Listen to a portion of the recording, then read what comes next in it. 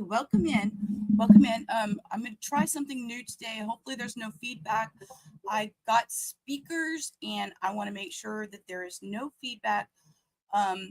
Real quick, I want everybody, I'm not sure if you were around yesterday.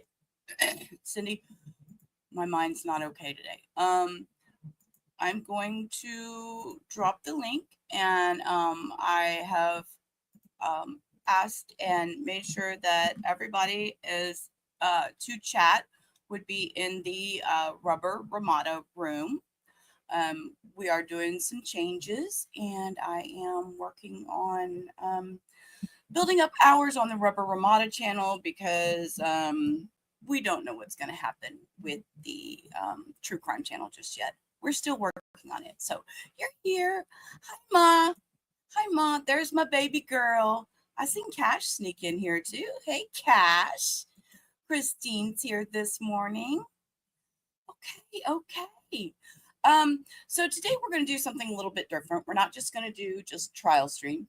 We're going to do sentencings and court hearings. I have a few put together. We have Cash is a new member. Okay, Cash. Okay. Well, thank you, love. I appreciate that. We'll do the one thing that I don't do very often. Here. There's a new member thing. All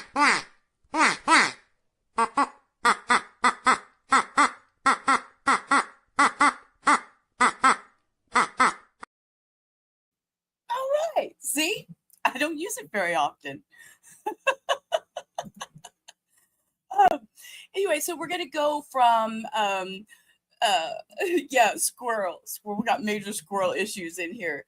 We're gonna do the Jose Soto-Escalera. He has a Spencer hearing, and then Huston Danker, who was part of the Karina Cooper debacle. He also was sentenced, and Darriynn Brown, which is the Gernon murder. I think Cash might be in. Cash, you see this link? You see this link I'm dropping, Cash? Click on that. You be in the other room where everybody else is. I have it pinned at the top. So people, when they come in, and I will drop it periodically to let everybody know that we are over in the rubber room to work on getting those hours up and everything. So we can do more lives from there and you like it here. Okay. Cash likes it there. He likes being green. Let him be green. Anyway, so we'll go from the Cash Gernon, the young man that was schizophrenic that took Cash Gernon's life. We will do that sentencing. And Taylor Schabusiness, our favorite Taylor. Taylor Schabusiness is she's back in court. She had a hearing today. So we will go over that. So I've got 4 different things we're going to go over. You wish you could sue. It's okay. It's okay. I don't mind. I enjoy doing this, babe. You know that.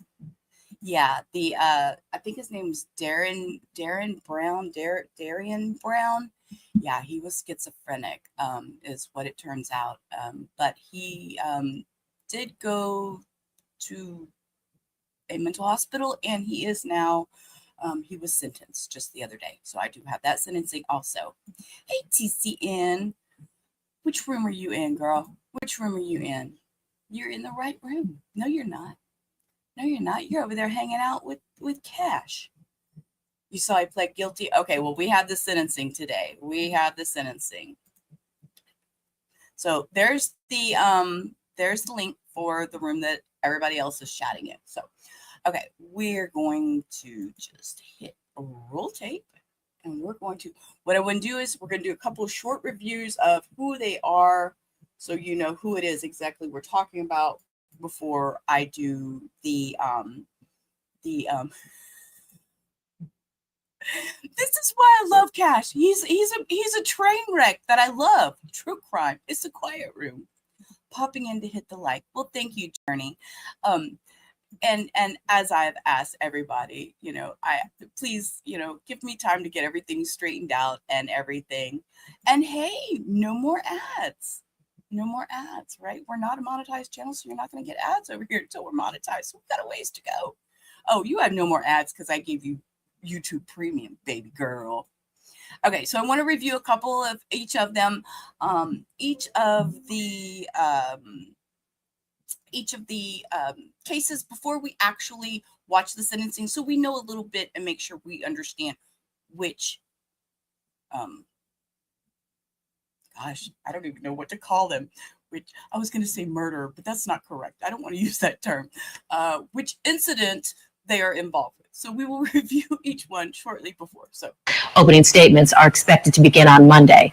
Defendant Jose Antonio Soto-Escalera is accused of murdering his mistress, 23-year-old Tanya Wise, as well as their unborn child. Soto-Escalera was married to someone else at the time of the murder, and he does face the death penalty in this case. Court TV's Michael Ayala has more on the background. August 23rd, 2018, a motorist driving down a rural road in St. Lucie County, Florida, makes a horrifying discovery. The body of 23-year-old Tanya Wise lying in a ditch. She was found face down in the weeds with one of her hands still clenched tight. She was also 8.5 months pregnant. To lose a child, it's just, there's no words for it. And then to lose my grandson too, there's no words for it. Tanya Wise was just weeks away from giving birth and was already scheduled for a cesarean section. A month after her body was found, police arrested 41-year-old Jose Soto-Escalera. Today, the final piece of this very complex puzzle has been put in place. According to court documents, Soto told police that he was married and had 4 children. He also admitted to knowing Tanya Wise, but said there was no chance that he was the father of her unborn baby. However, police were able to make a DNA match and determine that Jose Soto-Escalera was the father of the baby. Investigators say that Soto gave Wise $500 to have an abortion. Well, not only did she not have the abortion, she was threatening to tell his wife about the pregnancy.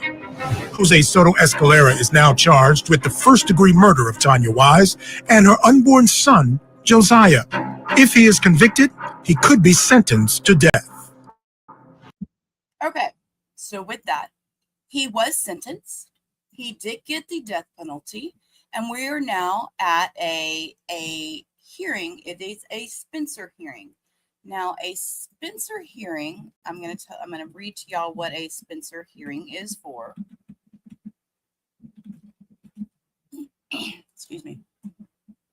Spencer hearing is a specific type of hearing named after the 1993 Florida Supreme Court case Spencer versus Florida that is used in Florida's criminal justice system before a judge imposes a sentence. It's not a legal proceeding in Texas. Oh, okay, because now it's telling me about Darriynn Brown. The Spencer hearing allows a defendant convicted of a serious crime to present any additional mitigating evidence to the judge before sentencing is final. It is not an opportunity to challenge the conviction itself, but rather argue for a lesser penalty. Now, we know that they gave him life. They gave him life is what the jury recommended. So with that, had 4 children. Yes, he had 4 children. Yes. Yep. Crazy. So we're going to listen to the Spencer hearing. And yes, I totally agree with Muffins here. Keep calling her a mistress. That is so degrading. Even, I mean, as a I wouldn't call myself a victim's advocate. I'm not a victim's advocate. I just speak very freely in my my feelings towards a lot of this stuff. And as a person who I am, even them just calling her out as a mistress on this really bothered me. As a victim, she shouldn't be talked of that way. I just don't feel it should be said that way.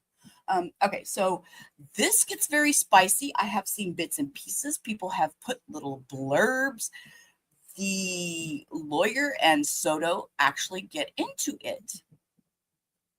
So, yes, and he is not a child. She is not a child. Not he. She. 23 is not a child. So, okay. All right, we're on the record. All parties present. We have Esquire reporting here as well. You see anybody in your waiting room?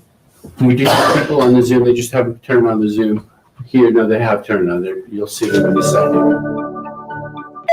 You are in the meeting now. That's not me. They are in the meeting now.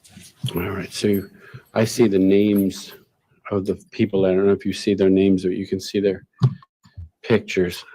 Yes, there's Dr. Schwartz. All right, and so we're here for the Spencer hearing in the case of the state of Florida versus Jose Soto-Escalera. It's case number 18 CF 2614. And from the defense, any additional evidence for the court to consider in its decision-making process? Yes, Judge, you'll see on the Zoom, we have Shari Schwartz, our mitigation specialist. She, I think, can offer us a better insight into the history of Jose's family than his family. I think she may be a better historian of those facts. And we'd like to take some testimony from her on that issue. She has prepared a report, Judge. I'd like to, I only have the one copy, I think. No, we have an extra copy. We can give a copy to the court. I don't Sure. know if Ms. Schwartz will be reading it in its entirety or whether we'll just go over it point by point. Sure. State have a copy as well? We do now. We just got it. Thank you. All right. So that's what we would call at this time, Judge. All right, so Ms. Schwartz, if you raise your right hand, I will swear you. Do you swear affirm the testimony you're about to give will be the truth, the whole truth, and nothing but the truth? I do.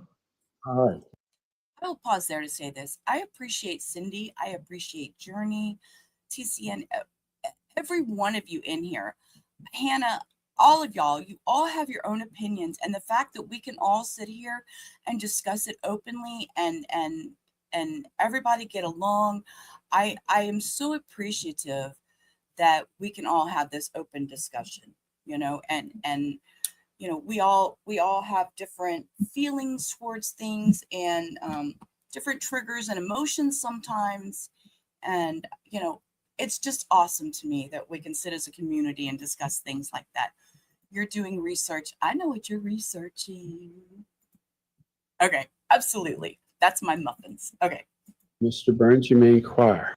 Well, Cash, the woman he was seeing was the woman that he got pregnant. And then he decided to take her life and her baby's life. She was 8.5 months pregnant. She was fixing to go in the following week for a C-section. And he didn't want his wife to find out. And so I, from everything I heard in trial, he just didn't want his wife to know. And the easiest way for his wife to not find out was get rid of her and the baby. Took care of it. And calling her a mistress is just, I don't know, it's just kind of gross to me, but I mean, it is what it is. Calling her his side piece isn't right either. So side chick, side piece is his fuck buddy. I mean, you know, at that age, called all different kinds of things, different perspectives. Cindy's right on that. Journey. Spencer versus Florida is often used in capital cases to present mitigating evidence that could lead to a lesser sentence. Yes, his baby's life. That was the worst of all things. An unborn child, not only taking a living, walking human life, but an unborn child also. Total disgusting. Tell us who you are and what are your qualifications for the work that you do, Okay. Ms. Schwartz? My name is Shari Schwartz, and I have a PhD in psychology from Florida International University, and I work primarily as a mitigation and specialist sentencing advocacy, but I also do victim advocacy work as well, not on the same case. And how long have you been so engaged? Since 2010. I started with the Miami-Dade Public Defender's Office Capital Litigation Unit in January 2010, and then I went out on my own in January of 2014. Is that when you founded Panther Advocacy and Litigation Sciences? Correct. And how long have you been involved in this case? It's a little just shy of 2 years. Where are you coming to us from right now? I am in West Virginia working, not on vacation, or I would be in court. And Very I good. apologize for that. No, that's fine. Do you have the report that you prepared with you?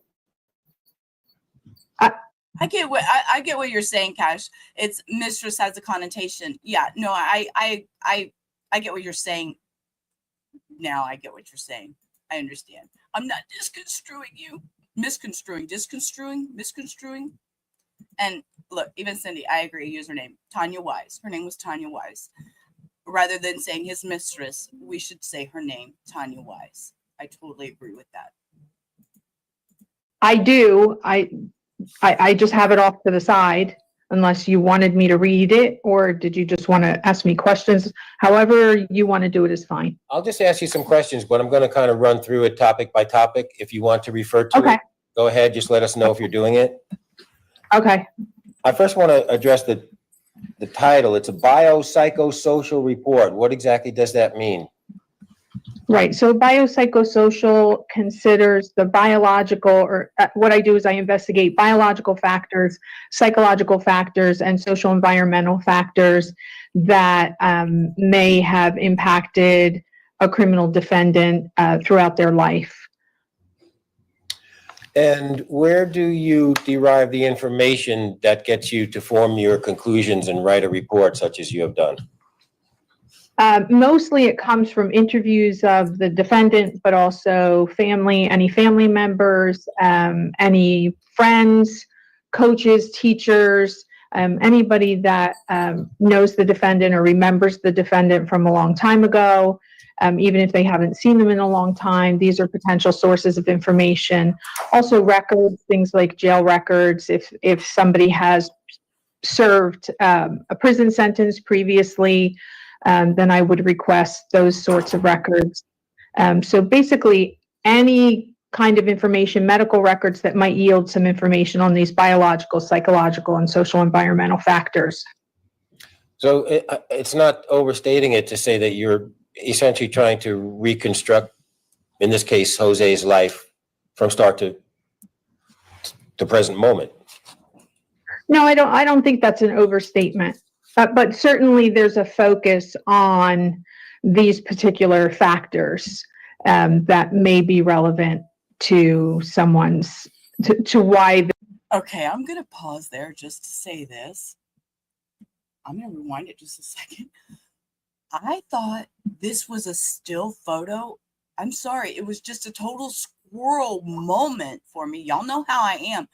But this one right here at the bottom, I thought it was a still like framed photo. And then I started seeing it move.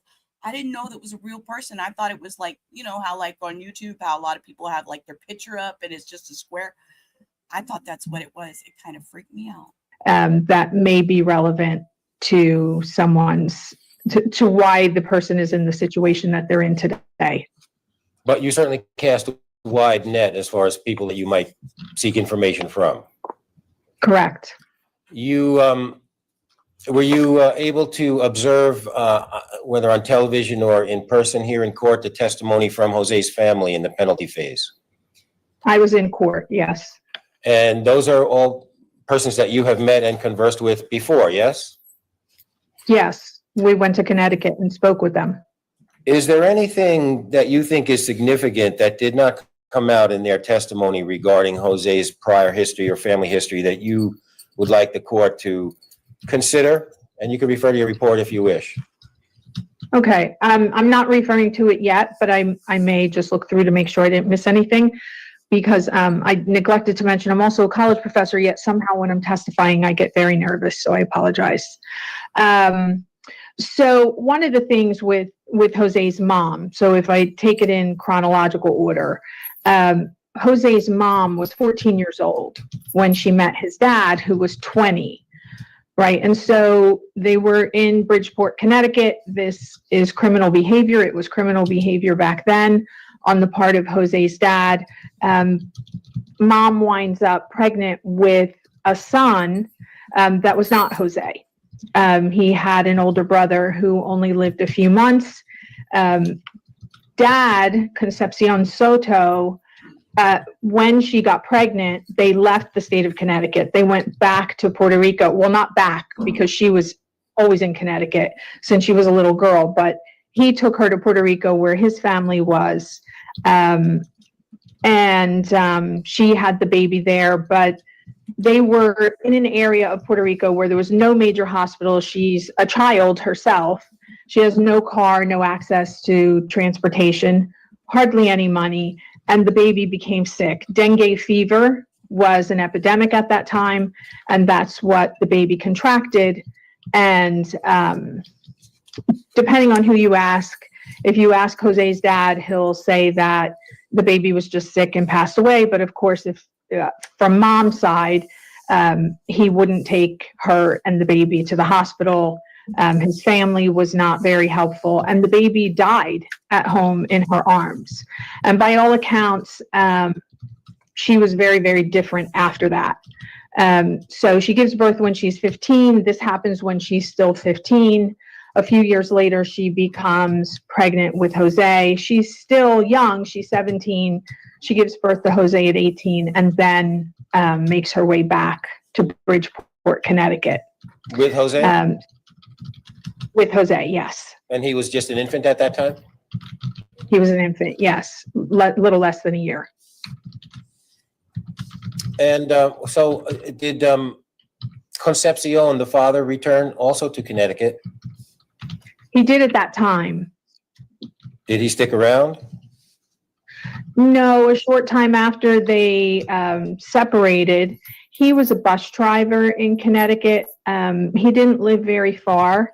To hear him tell it, he had a wonderful relationship with Jose and Jose's younger sister. But the reality from multiple collateral interviews is quite different. It's that he was in town, but he was pretty much absentee. He had abandoned the family.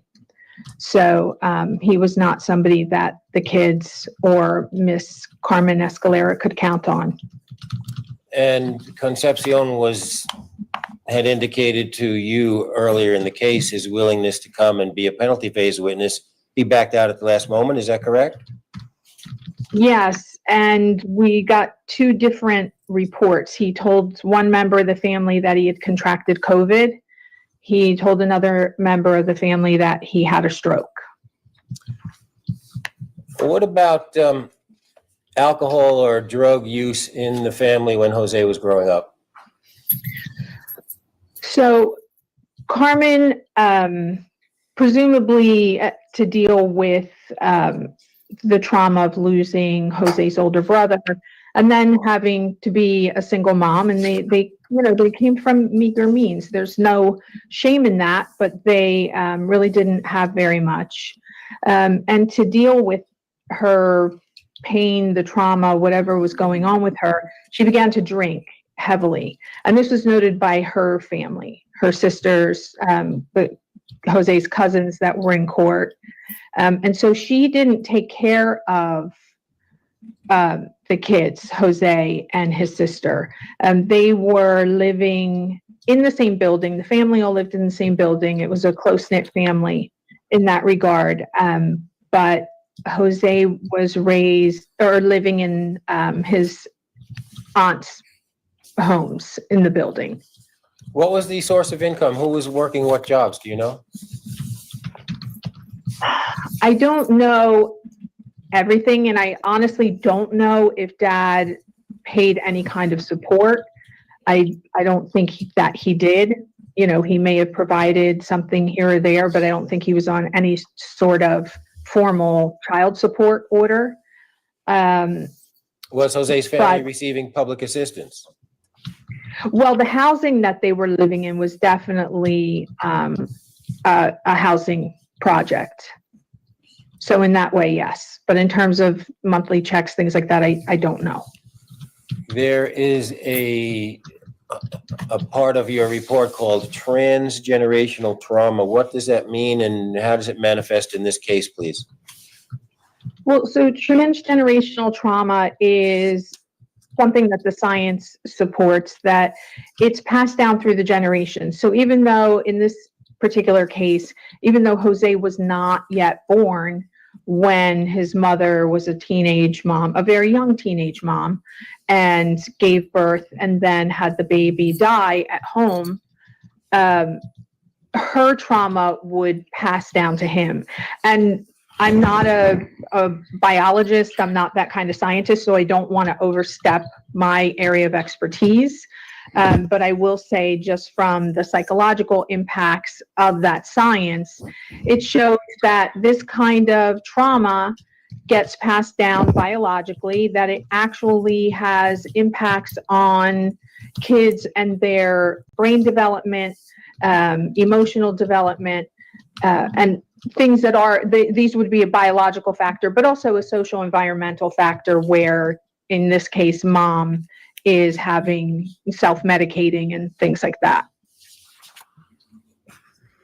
Now, the testimony that was before the jury was that Jose left Bridgeport, I think around age 15 or 16, to come to Florida. Is that supported by your research? Yes, about that age. He was very young.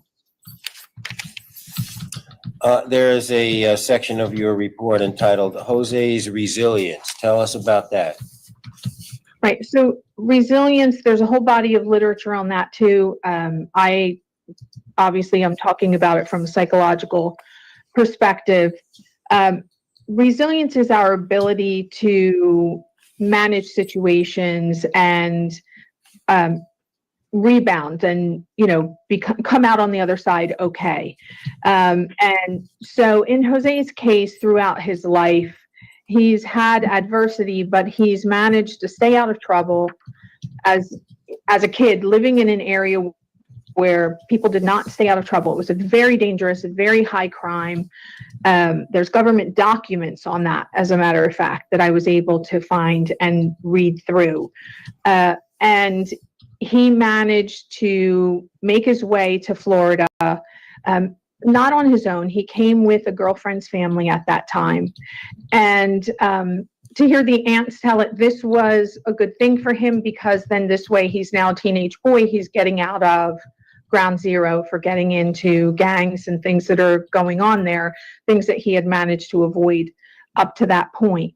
And so he comes to Florida, and his life, even though he's young and he doesn't have parents, he's at work. He didn't have his parents here with him, I meant to say, but he has work, and he has always maintained a strong work history, always manual labor positions, because he didn't have an education, a higher level of education.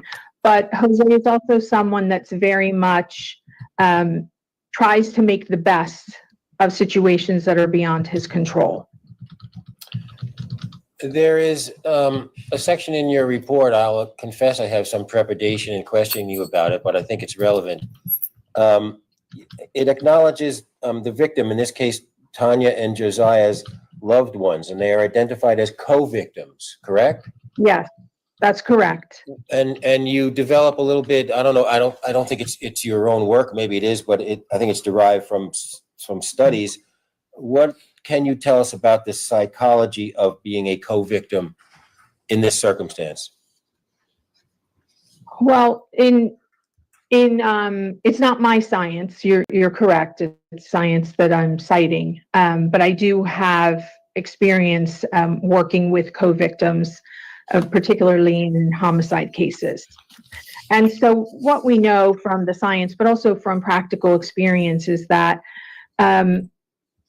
the court experience that is supposed to bring us as citizens, the truth and justice and vindication that we seek, right? If we're a victim of such a horrible crime like this. And what we find is that it actually has the opposite impact. The longer that someone is in contact, a co-victim, with the criminal justice system, the worse their mental health outcomes. So the more contact in court with prosecutors, with police officers, various things that happen around this process, and the longer that goes on, the lower the mental health functioning in terms of higher rates of depression, higher rates of anxiety, and a lot of trauma around that as well. So it's a system and a process that really, for lack of a better word, tortures victims, co-victims. I don't think that's the intent of the system, but it is the practical impact. Right, thank you. Yes. And just for those that are maybe new to the case, this lady right here in the center of your screen is Tanya's mom. This is her mother. She has been there from day one. Every hearing, every day, every moment she has been there. She has cried. She has had a hard time. In your work on the case in the past 2 years, you have conversed with and interacted with Jose? Yes. There's a section, I think it's toward the end of your report, entitled Empathy for the Victims, Authentic Empathy for the Victims. What can you tell us about that, please? Early on, Jose, when I first got on the case, Jose had mentioned, just in conversation, getting to know him, getting to know the case, getting to know his relationship with Ms. Wise. And, this is many years after this happened. He had stated something along the lines of, this is not a direct quote because it was many years ago and I don't remember the exact words, but it was something along the lines of him feeling, I asked him to describe Tanya, and he said, she was a nice person, that she didn't deserve this, and, that this was his child. He didn't know that at the time, of course, but finding that out hit him really hard. And that was unprompted. When I'm looking at those things, if I have to ask a defendant how they feel about it, and I do if they don't tell me, but in his case, I didn't really have to ask about that. And we never really talked about it again because we're talking about other things that are relevant to his biopsychosocial. And again, I guess it was a little more, it was before I wrote the report, as I was preparing the report. And, I was checking in on a legal visit because he had been in court. I wanted to, make sure he was okay after the death recommendation. And the first thing he said to me is, no one has asked me how I feel about what happened to Tanya and Josiah. So, these are the kinds of things that indicate genuine empathy. In that moment when he should be thinking about, or not that he should be, but that most people would be thinking about the consequences for themselves, he mentioned Miss Wise and baby Josiah. Now, we haven't touched on every single specific item in your report. The judge has it to consider, and I'm sure that he will. The last item in your report is titled an executive summary. So why don't you tie everything together in summary form for us now, if you can? Sure. Can I just take a look at that so I make sure I don't miss anything? Yeah, go ahead. Okay. Okay. I promise I won't read it because it's kind of long. But basically, there are a number of biopsychosocial factors that are relevant to Jose and his life existence. And those things are things like adverse childhood experiences, right? He had exposure to parental abandonment, his father leaving, maternal neglect and alcohol abuse in the home, inconsistent caregiving, exposure to trauma. He witnessed himself extreme violence in Bridgeport, including shootings and gang activity, but he also has the intergenerational trauma. Growing up in poverty, I don't think that that's necessarily something that predisposes someone to committing crimes, but we do know that in high poverty areas, there are higher crime rates. And Jose managed to avoid that, which is really notable. The family also dealt with a lot of discrimination and racism in Bridgeport, Connecticut, when Jose was growing up, and even when his mom was growing up. So this was kind of the social environment where they were living, but this is also a family who has really strong kinship bonds. And even if they don't. Yeah, that might be a good plan, when, Cindy, on a Wednesday when we do a mental health. I haven't put anything back together for tonight. Yeah, you're right, Cash. It's for each individual to know, will or want. You know, I thought it would heal me, learning more about it and maybe hearing her side of the story. I've read through the documents myself to try to make sense of it, but it doesn't make sense. Yeah, so yeah, it's just, and I think, you know, like Cindy said, maybe on my Wednesday night streams, we might bring it up. Don't see each other every day or talk to each other every day. And I'm sorry, I'm listening to this lady talk, and she's talking about his past and his history and childhood and all that. That's fine and dandy. And your past and your history may affect who you are as a person, but you as a person can change that and make it better. And we know that from my Wednesday mental health streams. We know that. I've proven that time and time again on my Wednesday streams. You can change. I mean, but in instances like this, is there change possible? You have gone so far off the deep end that I don't see change as being an option. Journey says, but many of these cases don't make sense. Why is the word? Why? Yeah, exactly. Why do they do it? Because us normal people would never think of doing anything as harmful as this. So maybe that's my quest in understanding it and trying to figure out what it is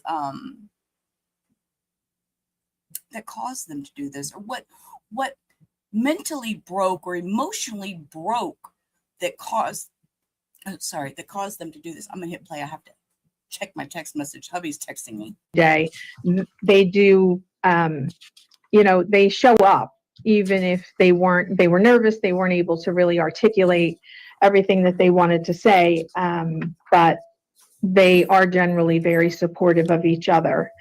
And I think the authentic empathy is, to me, I don't always see that. I wish I could say that I did, but I don't.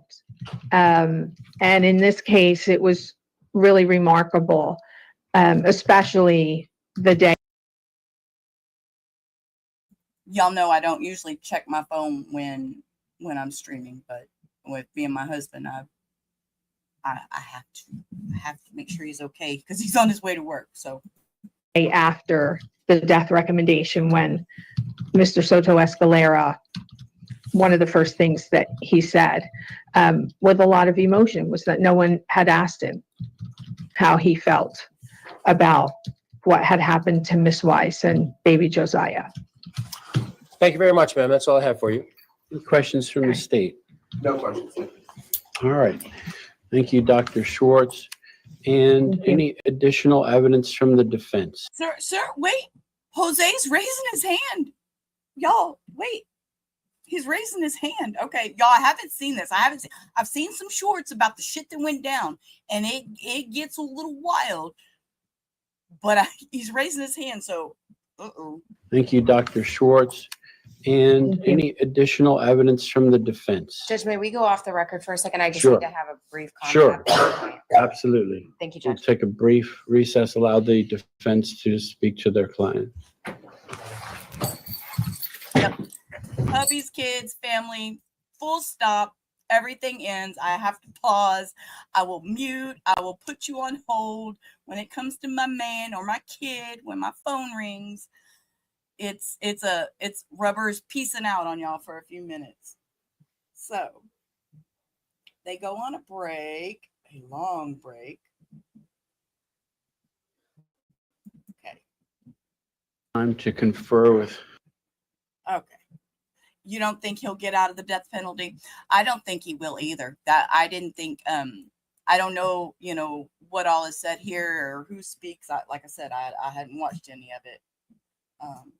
Oh, Jose speaks from what it shows. Okay, so I just there's too much behind it. Too much crime behind it. It's too gruesome. I personally think that the judge will take the recommendation. Mr. Soto-Escalera, any further evidence from the defense? Well, Judge, I did have some commentary to make and some argument to make, however. Right. But outside of argument? No more. Well, Mr. Soto-Escalera wants to speak, Judge. I do believe. Okay. Oh, he looks pissed. My client would like to address. Okay, he may make a statement either under oath or not under oath at his choosing, allocution or otherwise. He's allocating. Okay, you may make a statement, Mr. Soto-Escalera, at this time. Go ahead. Thank you, sir. What I'm bringing to the courts to address is, I have a conflict of interest. Thomas Burns. So I was asking for your permission, if possible, if I can get him removed from my case because I don't trust him. Mr. Soto-Escalera, trying to think of how to say this in a way that's most understandable. I think there's an expression, we're at the 11th hour. This is probably even beyond that. We're probably at 11:59 here. We're about to close all of the evidence in your case, which would be submitted to me with the jury's recommendation, whether you should receive the death penalty or life in prison. Counsel is... I'm going to rewind it. TCN didn't hear, so we're going to rewind that and hear what he had to say. He said... Execution or otherwise. He's allocating. Okay, you may make a statement, Mr. Soto-Escalera, at this time. Go ahead. Thank you, sir. What I'm bringing to the courts to address is, I have a conflict of interest. Thomas Burns. So I was asking for your permission, if possible, if I can get him removed from my case because I don't trust him. He wants his lawyer removed from his case because he doesn't trust him.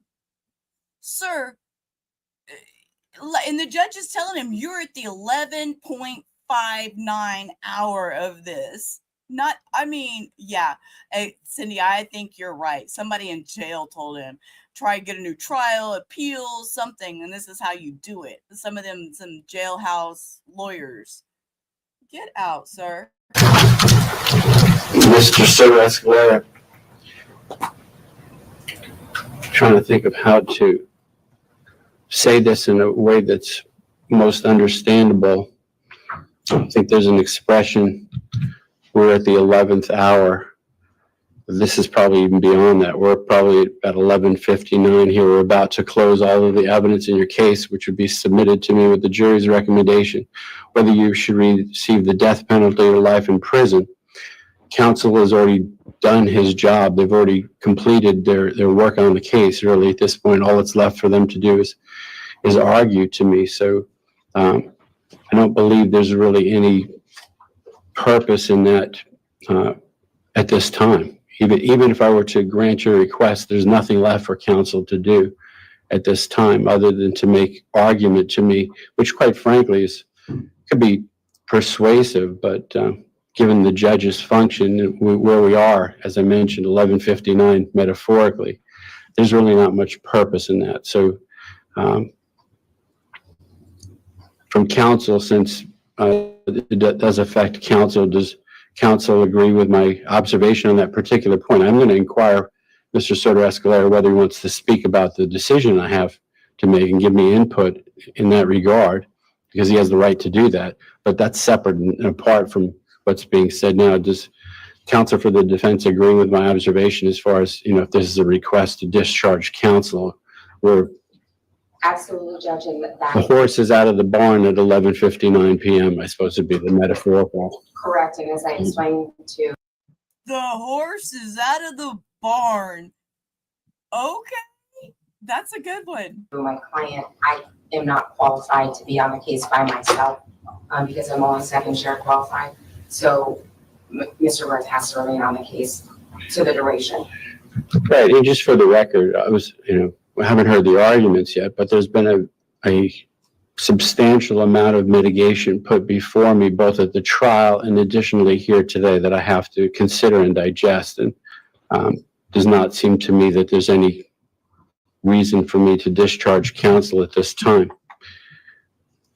More importantly, before you brought that up, Mr. Soto-Escalera, you do have the right to make a statement at this time, either under oath or otherwise, that I would consider in making my determination in this sentencing proceeding. You understand you have that right to do that. And I was assuming that you were going to do that. I'm not saying whether you should or not. That's between you and your counsel. But I want to make sure that by me dismissing your conflict of interest issue, you don't take that as me dismissing your ability to make such a statement. Do you wish to make such a statement, or do you wish to talk to your counsel about whether you wish to do that at this time? The only reason why I brought it up, Your Honor, is because something has surfaced with a witness and it was recorded in audio. This is why I'm requesting that I would have him removed.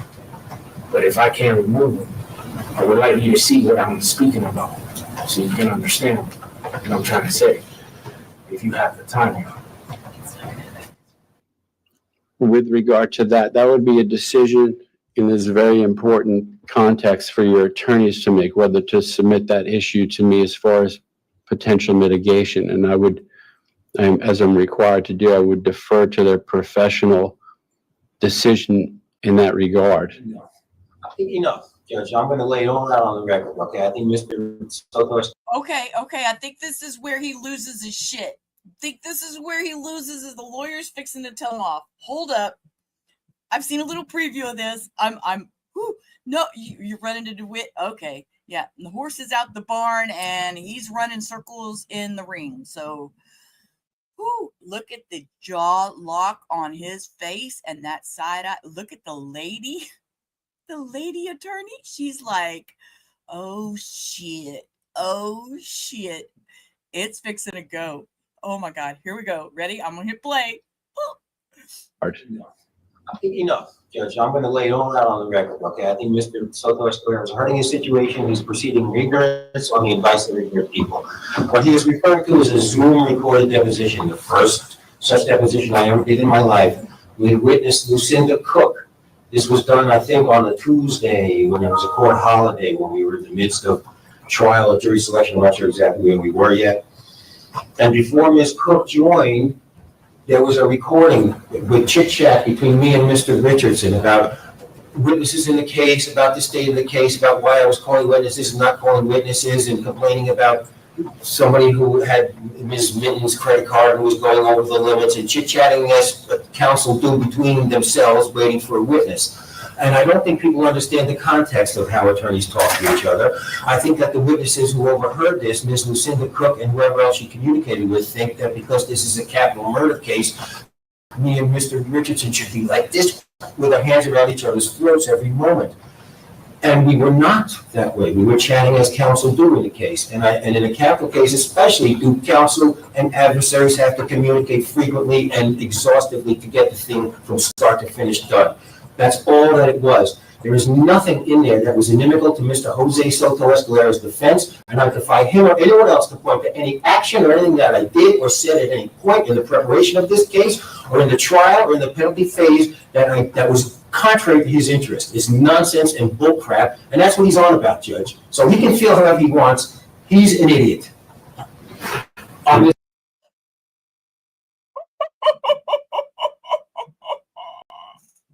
Oh, I'm dead.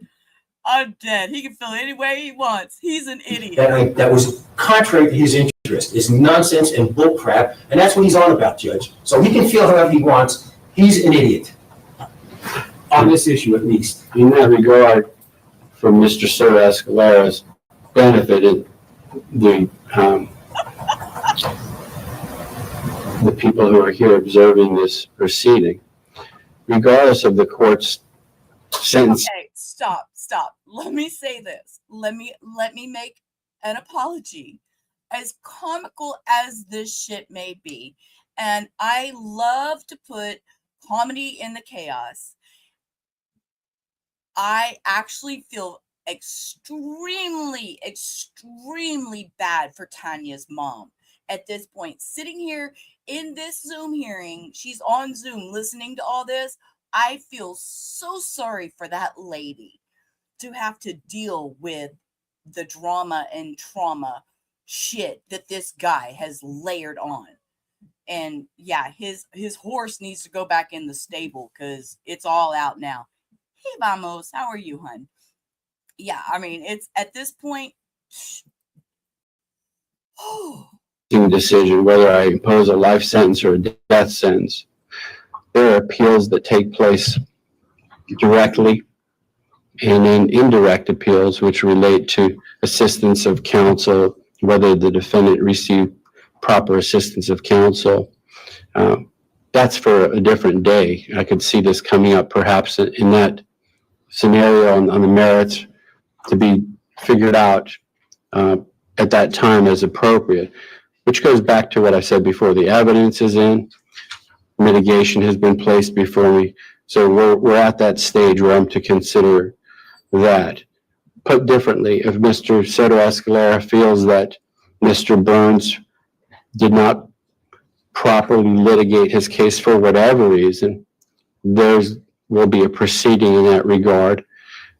But to be fair to Mr. Burns' respected counsel before the court, usually what has to be shown, or what would have to be shown, is something of substance, not just some idle remark we see from criminal defendants all the time, like, my attorney is working for the state, because look, they're smiling at each other and they're acting as professionals and not constantly cursing and berating each other and putting each other down. That's not the expectation of the court. In fact, we foster the opposite as professionals, that they get along, because once this case is over, they'll be on to a next case, and so will I.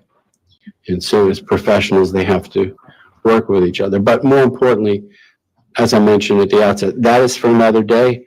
I'm directly focused on the extremely consequential and important decision I have to make, which goes back to whether Mr. Soto-Escalera wants to make a statement regarding himself, the case, for me to consider. He does not have to, and it's not going to affect him negatively if he doesn't, but he has that right to do that. So there again, we broached a different subject. I don't want him to think that I'm not going to listen to that, should he wish to listen to make that statement. On the other hand, I'm not sure he has an intent to do that anyway. He just wanted to broach this subject. Okay. Okay. All right. So it's not the first time I've had to tell a defendant or someone else. That's from Said his piece. That gave him peace by saying that, ma'am.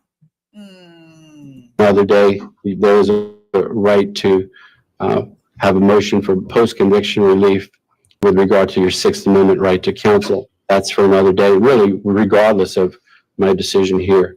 So other than that, that concludes the Spencer hearing evidence from the defense. Any evidence from the state before argument? No evidence, sir. All right, so let's start off with the argument of the state. If you wish to make a summary argument, but you don't have to. I mean, obviously, I'm familiar with my role here. I want to dissuade you from that, but you do both have the right to make argument to influence me in the way I evaluate the evidence. Sure. The way the aggravation and mitigation. Yes, sir. I would just say that based on the extensive evidence that was adduced in the trial and the penalty phase, based on the findings, the aggravated factor findings of the jury, as well as the verdicts of the jury as a whole in the state request, that the court imposed 2 death sentences in this case on both counts. Thank you. Thank you. In the defense, Mr. Burns. Yes, I do have a few comments to make, Judge, in the nature of argument, some of them addressing aggravators and some just in general. You know, how uncomfortable do you think he is getting up there and doing this right now? Or how comfortable is he getting up there and doing this right now, kind of giving him the middle finger?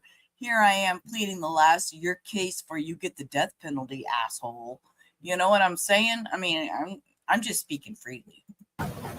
Well, one of the things that needs to be considered and proved is that there was heightened premeditation in this case. I think certainly there was evidence that this case was planned and thought about at least for some days before the actual killing occurred. I don't know how extensive or how important the court will consider the testimony of the witness who indicated that Jose was interested in ghost guns, I think a couple of weeks before the killing. I don't know whether that manifests as an expression of intent to do anything wrong. This was not a shooting or a gun crime. It did not arouse in the witness's mind at the time that there was anything nefarious going on. He thought that Jose might have been building a gun for sale. And so what we have here, the evidence in the case was that this was a pregnancy of many months duration that Jose objected to from the start, and yet there was no evidence of any kind of intent to do anything wrong until only a few days before the actual event. And so I would ask the court to consider that. On this next issue, again, I don't like to tread here, but these are just unsavory matters to begin with. Regarding the aggravator of child under 12, I certainly do not dispute that that aggravator is correctly found. I do offer for the court's consideration that the manifestation of that aggravator in this case is as mild as could be. I don't want to state it any more bluntly than that, but what we lost here and what we mourn here in Josiah, we lose and mourn speculatively. There's no personality that has been evinced. I'm sorry. I hope I misunderstood what he just said.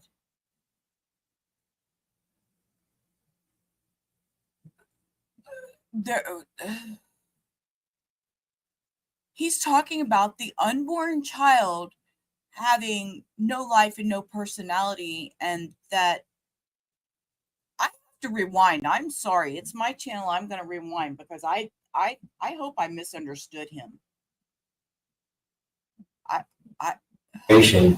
That the manifestation of that aggravator in this case is as mild as could be. I don't want to state it any more bluntly than that, but what we lost here and what we mourn here in Josiah, we lose and mourn speculatively. There's no personality that has been evinced. And so I think that although that aggravator is properly found, it could be even more horrible. We have testimony from Brother Benask.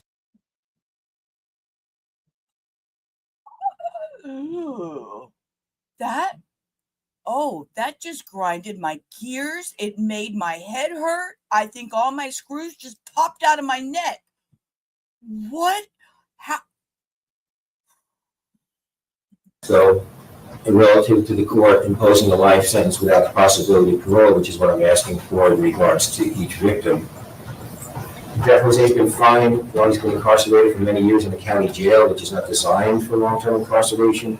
He would be a good prisoner. He has skills to offer. They work him hard in prison. Jose has skills to offer. I also want to ask the court to consider that the nature of persons who want to be executed should be such that Jose doesn't really fit the category. He has no prior criminal history whatsoever. This is a dramatic departure from nothing to a very horrible crime. But it is a crime of personal circumstances. It is not a crime of randomness. It is not a crime against strangers. It is not a crime where Jose indicates that he is some kind of danger to the community at large. It is a very particularized type of crime. Again, wildly at odds with his nature that we heard from his family and that we heard from Dr. Schwartz, and is evidenced in his lack of a criminal record, which I think is really quite astounding. And finally, I think I would be remiss if I did not remind the court that although the recommendation is for death, it was as close a call as could be possible, and I would ask the court to consider that also in leaning towards life without possibility of parole for both counts. Thank you. Thank you. Right? I heard that too. Like, what? He drove a garbage truck. Isn't that what he did? If I remember correctly, he drove a garbage truck. Sure, he could take out the trash. He could sweep. I mean, oh, and I know the lawyer is lawyering. He's doing what he has to do. But man, some of these terms and words they use just grosses me out. Any response by the state? No, sir. In abundance of caution, let me ask a question to the state. And in part, this is just to avoid the appearance of us as with regard to the evidence that we glossed over anything. I have my own view of the evidence, and I certainly listened closely. I don't know that this was really fleshed out in argument before the jury, but with regard to the cold calculated, premeditated, aggravating factor, which was found by the jury beyond a reasonable doubt, is my perception of the evidence correct from the state's view in that it does appear that there was substantial planning fitting the definition? However, there was a variance between a lot of the planning and the actual way that the crime was committed, in the sense that there was a lot of talk of a gun, and then the murder occurred by different means, and which doesn't undo the aggravating factor, but it's something because I've never heard the state directly address that. I don't think the state directly addressed that with the jury, because it's kind of an aside, but just to cover every base, and because it was brought up by the defense, what is the state's view of the situation there with the evidence? Yes, so the evidence, the way the evidence shook out was that there was a significant degree of planning in the days leading up to this, particularly beginning on August 21st of 2018. The defendant discussed using a firearm on multiple occasions, but the court is correct. At no time did the defendant ever discuss cutting her throat or hitting her in the head with a large blunt object, which was the ultimate cause of death in the case. So although there was much discussion, and I think he did go back and forth on the way he would kill her, I don't recall any specific statement regarding either cutting her throat or hitting her in the head with a large blunt object. He also did discuss using a second person, presumably a Colorado, but again, there's no evidence that was actually carried out. And there was discussion, I have this in my notes, but just in abundance of caution, there was discussion between the defendant and Mr. Alvarado in the garbage truck about the location of where the crime would occur. Yes. The route, the garbage route. Oh, yeah, in several different conversations. Right. Yes, sir. All right. Well, particularly given what was brought up with regard to counsel and so forth, I do want to commend the attorneys for their fine work. And no one can do that better than me, because it's right now squarely before me. Let me tell you where I am in the case. This is one of those situations where, as a judge, you could try to put the case out of your mind as much as possible. But I've found doing this that even when you think you're doing that, you're still thinking of this case. And I've been constantly thinking about it. I'm far along in my analytical process. However, more has been put before me today, particularly fleshing out other suggested mitigation and a few others that are also new suggested mitigation. So I have that to shore up, but I do intend to finalize my decision and announce my decision this Friday, which is the 10th at 1:30. There's a chance that I'm not done by then, but I think I will be done by then. There again, I'm far along, and I appreciate the doctor's report. I will review it in exquisite detail and dissect it along with my notes to make the final decision in this case. Either way, the decision of the court must be in writing. So I will announce the decision on Friday at 1:30, and we'll see you then. Yes, sir. Thank you. you. Thank you. Go off the record.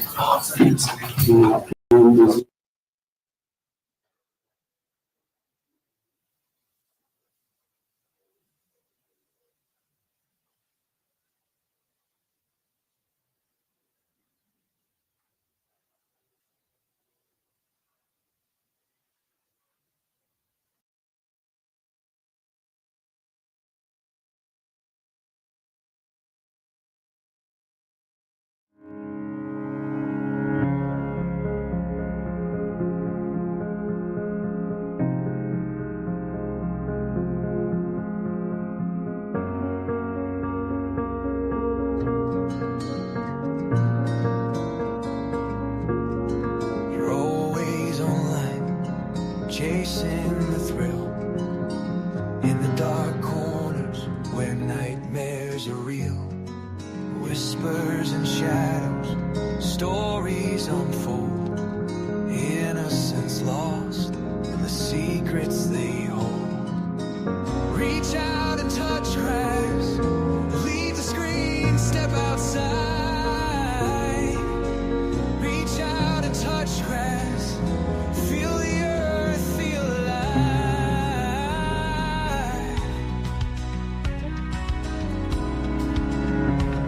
Sensational. Sorry, guys. The dramas you muse, capturing moments, the heartbreak you choose. Sorry, I'm so sorry. It was a phone call from my doctor's office, and that was just not what I needed right now.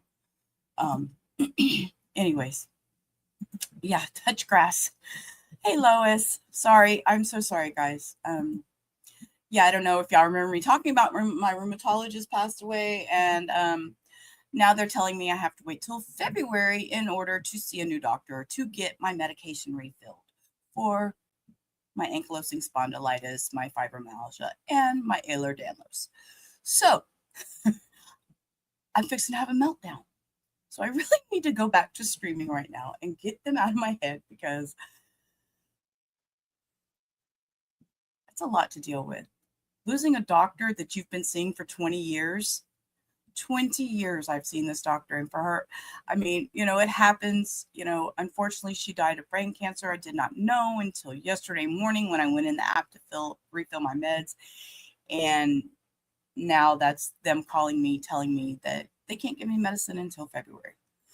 So breathe. Okay, so we're going to pivot over to Huston Danker. Huston Danker was part of Karina Cooper debacle that took out Karina's husband. She was, I'm going to hit play on this, and this kind of goes over the text messages between Karina Cooper and Huston Danker, and then we will get into his sentencing. That conversation ended at 3:32:58, and what was the next event that you noted in your timeline? Yeah, that is at 4:13 when that live photo was viewed. And that was on Karina Cooper's phone, correct? Yes. And what did you note next? At 4:18 in the morning, there was 2 deleted photos. And the next activity you noted on the phone that you included in your timeline? Those were the steps taken between 4:23 and 4:33 a.m. We heard previous testimony that Karina Cooper called Aaron Cooper at 4:30 a.m. Were you able to verify that information by examining the phone? I was.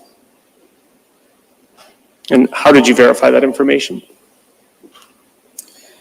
Yeah, so at 4:30, that is when the call came out from Karina's phone to Aaron Cooper.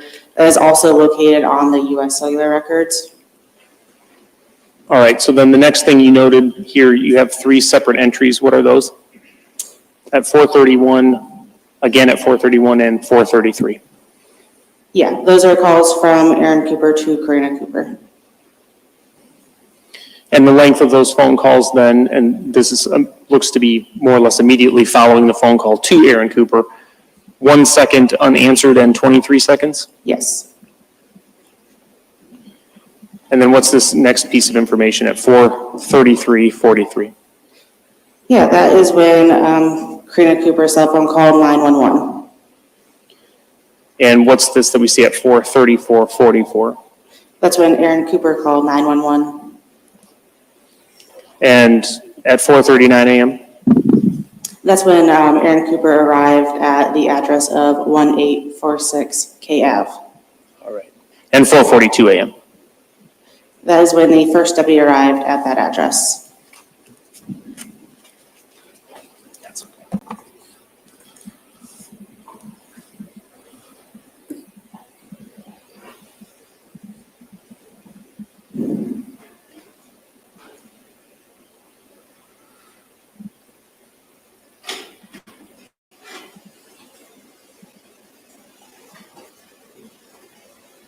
At Huston Danker's search history on his iPhone 7.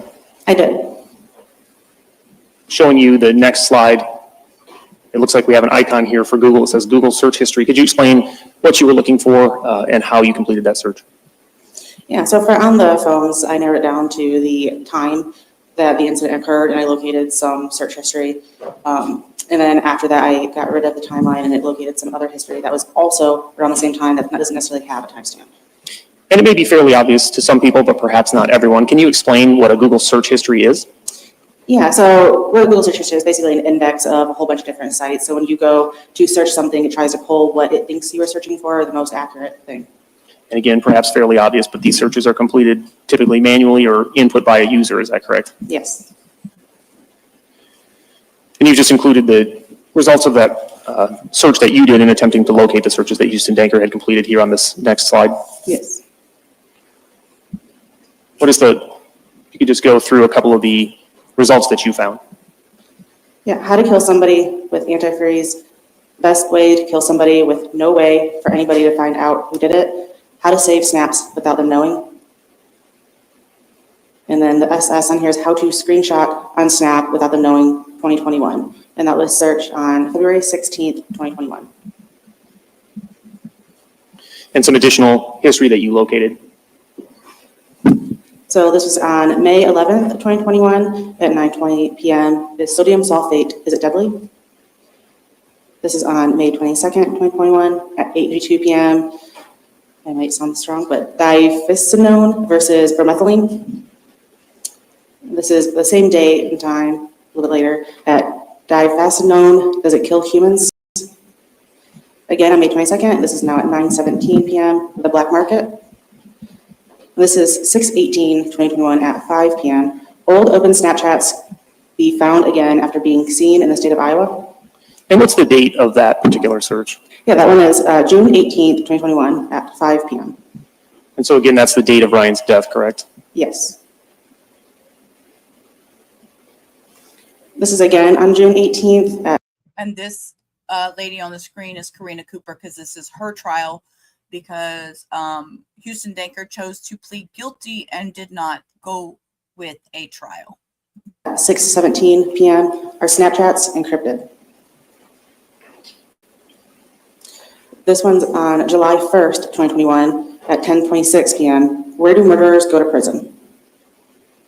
This is July 2nd, 2021 at 10:29 p.m. Minimum security prisons in Iowa.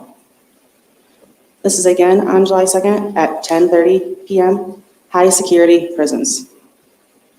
I'm going to move forward here to the next slide looks like, or excuse me, the next line on your slide is July 3rd. What does this one say? How long does it take to go through data forensics?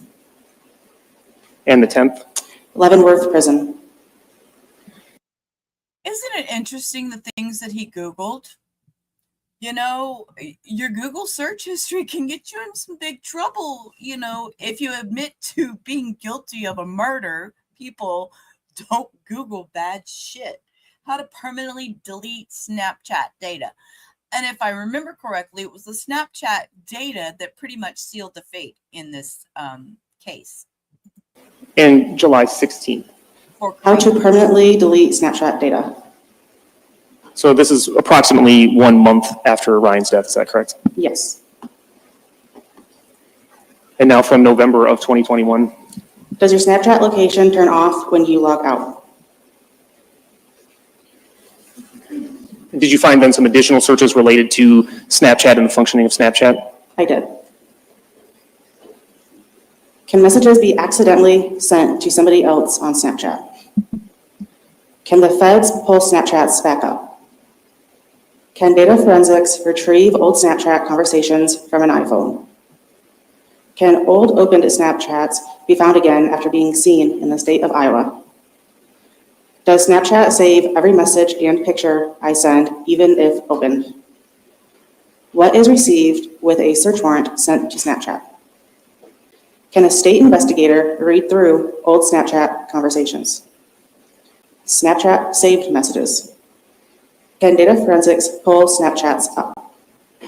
What is Snapchat able to give to feds? What kind of conversations can data forensics pull back up? Even after a snap is already opened, can you use data forensics to see what the Snapchat was? Can I recover photos I deleted from my recently deleted album? Will deleting your Snapchat delete the VATs, which is dates? What's Snapchat cache? Are Snapchat messages encrypted? If you delete your Snapchat, can data forensics pick up anything from it? If I deleted pictures from my iPhone, can I still bring them back? They have opened my Snapchat, but their last seen time hasn't updated or location. If you log out of your Snapchat and log back in, does it show your location in the same spot, but turn it off? If you shut your location off, does it keep you in the same spot for 8 hours on Snapchat? Is Snapchat messages encrypted? Moving on to some additional search history that you located. Imagine Googling all this. What? Look at Evamos. Evamos is yes to all of it. Cindy says, oh my God, my Google search would confuse police and whether I'm a killer, a gardener, a chef, a crafter, or running for office in my town or building my nonprofit. Girl, let me tell you, I just for shits and giggles, guys, I'm going to pull up my Google search history. Oh my gosh. Darriynn Brown, Jose Soto-Escalera, prosecutor and attorney Earl case. Orninda Romulus, 31. Arlene Alvarez, Brazoria County Court records. Mississippi or Missouri or MI, whatever MI, versus Carlos Hernandez and Joshua Zazu. Huston Danker sentence. Tanya Wise news story. Cash Gernon. ESPN. Look, I have ESPN in there. Houston Chronicle. ABC 13. Bitch of Buchenwald documentary. How many bodies were pulled from a bayou in Houston 2024? How many Houston deaths are in 2025? Lady Bird Lake deaths. Y'all, I would be so fucked. We would all of us true crime people, we would all be in so much trouble if they pulled up our search history. Okay, we're going to finish out listening to his Google search history stuff, and then we're going to go to his sentencing. You separated these out, it looks like, into 4 separate segments. Did you find then Google searches related to poisoning? I did. What is the best way to poison somebody quickly? Is chloroform traceable? Cyanide. Sodium cyanide. Diphenol. Where to find arsenic? And moving on to the area that you've deemed killing or searches related to killing, what did you find? I don't remember. Yes. What's the best gun to use to kill somebody? What is the best gun? How do people get caught? Sir, he asked, what is the best gun to kill some... What? What kind of question is that, y'all?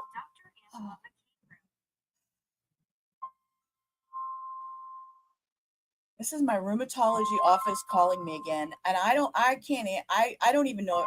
I'm gonna hit play on this, and I'm gonna answer this, guys. For shooting. How to positively get away with murder. The best way to kill somebody with no evidence. How much does it pay to dig a grave? There were a couple searches related to locating a lawyer. What's this final one marked to date? Father's Day 2021. Did you attempt to locate search history then for Karina Cooper? I did. See what appears to be the Safari icon. Can you explain what Safari is? Yeah, that's the built-in search engine for iPhones.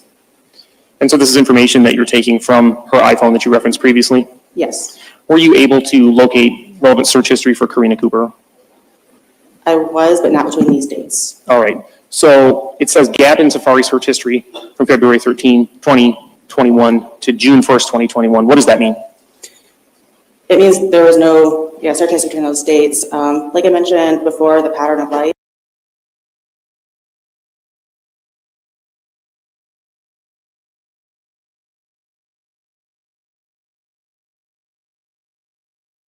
Okay, I'm muted, guys. Somebody scream at me. You're muted. Put some sirens in the chat or something. I'm over here just talking.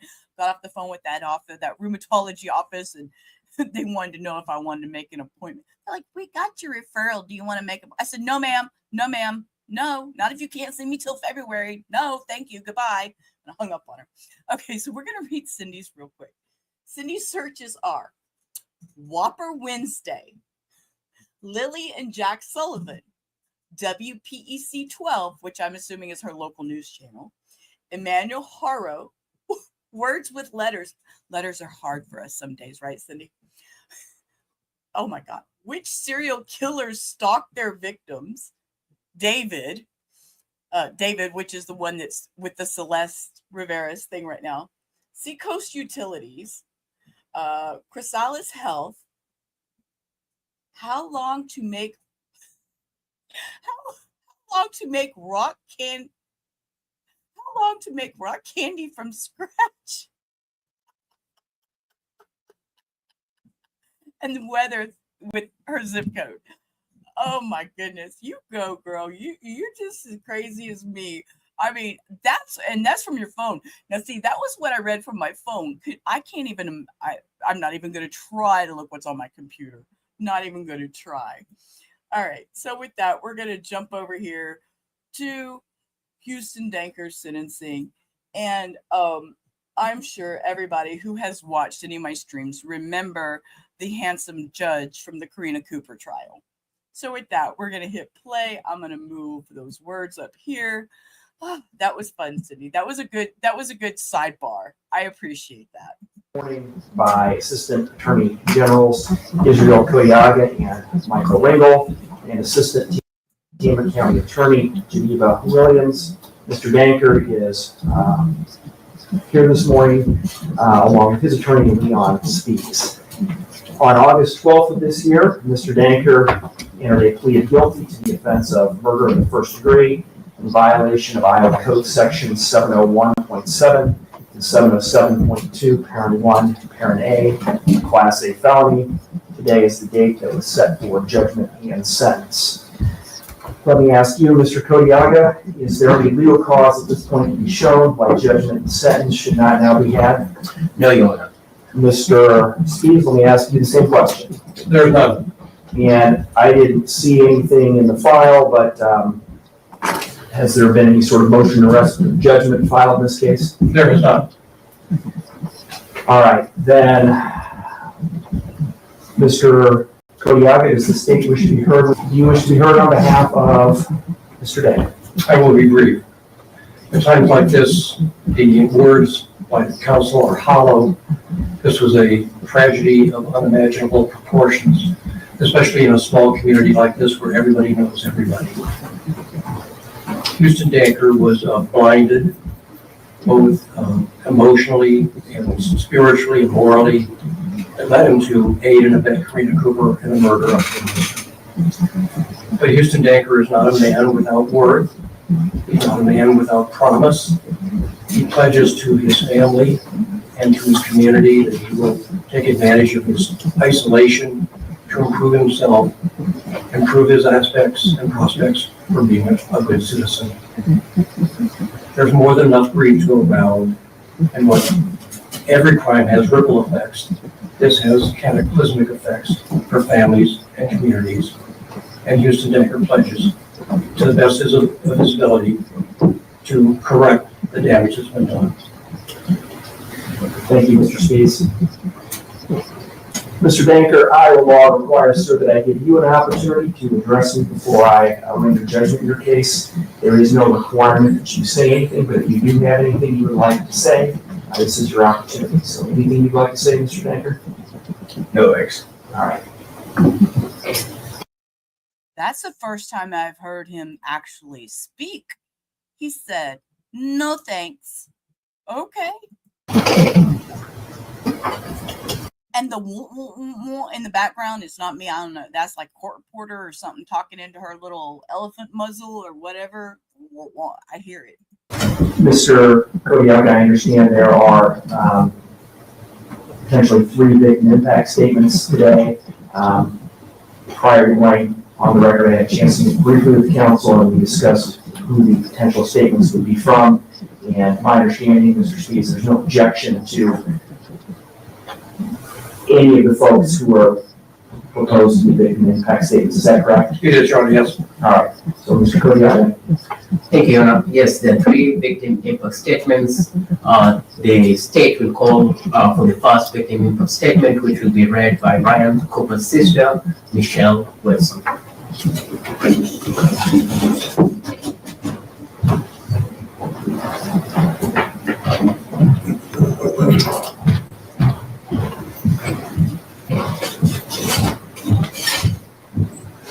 Morning, Ms. Wilson.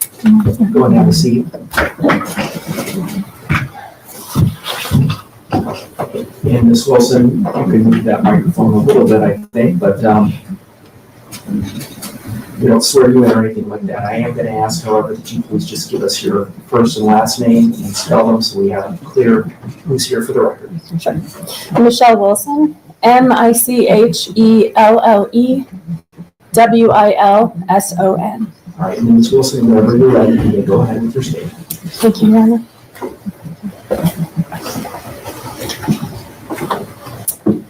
Here we are, back in the same courtroom to sentence another psychopath. Look, I was right. I was right. You see Miss Elephant Muzzle? That's what we're hearing. That's what we're hearing. That's what I'm hearing. See, I knew I was hearing it. She's repeating everything into her muzzle. For the first-degree murder of my brother, Ryan Cooper. Preparing and presenting a second victim impact statement for the murder of a loved one is unjust. Not only did one of these psychopaths have a demented, vile, and evil mind, but they both contributed to the planning and execution of my brother's murder. At no point did either of the 2 accomplices consider their plan to be unconscionable, immoral, unprincipled, or evil. No, their plan to murder my brother was just an item on their checklist, just an agenda item on their way to building a dream life together. A sick, disgusting plan to achieve their dreams, but what about my brother's dreams?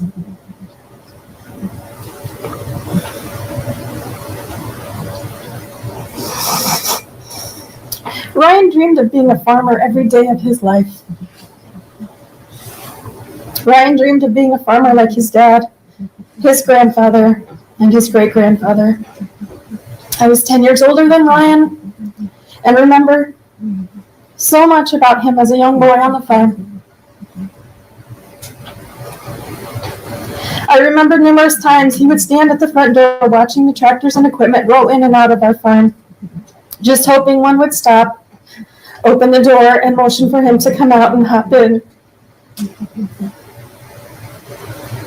As Ryan approached his teenage years, he could not get home from school fast enough during planting and harvest season, knowing there was a seat waiting for him in one of the tractors.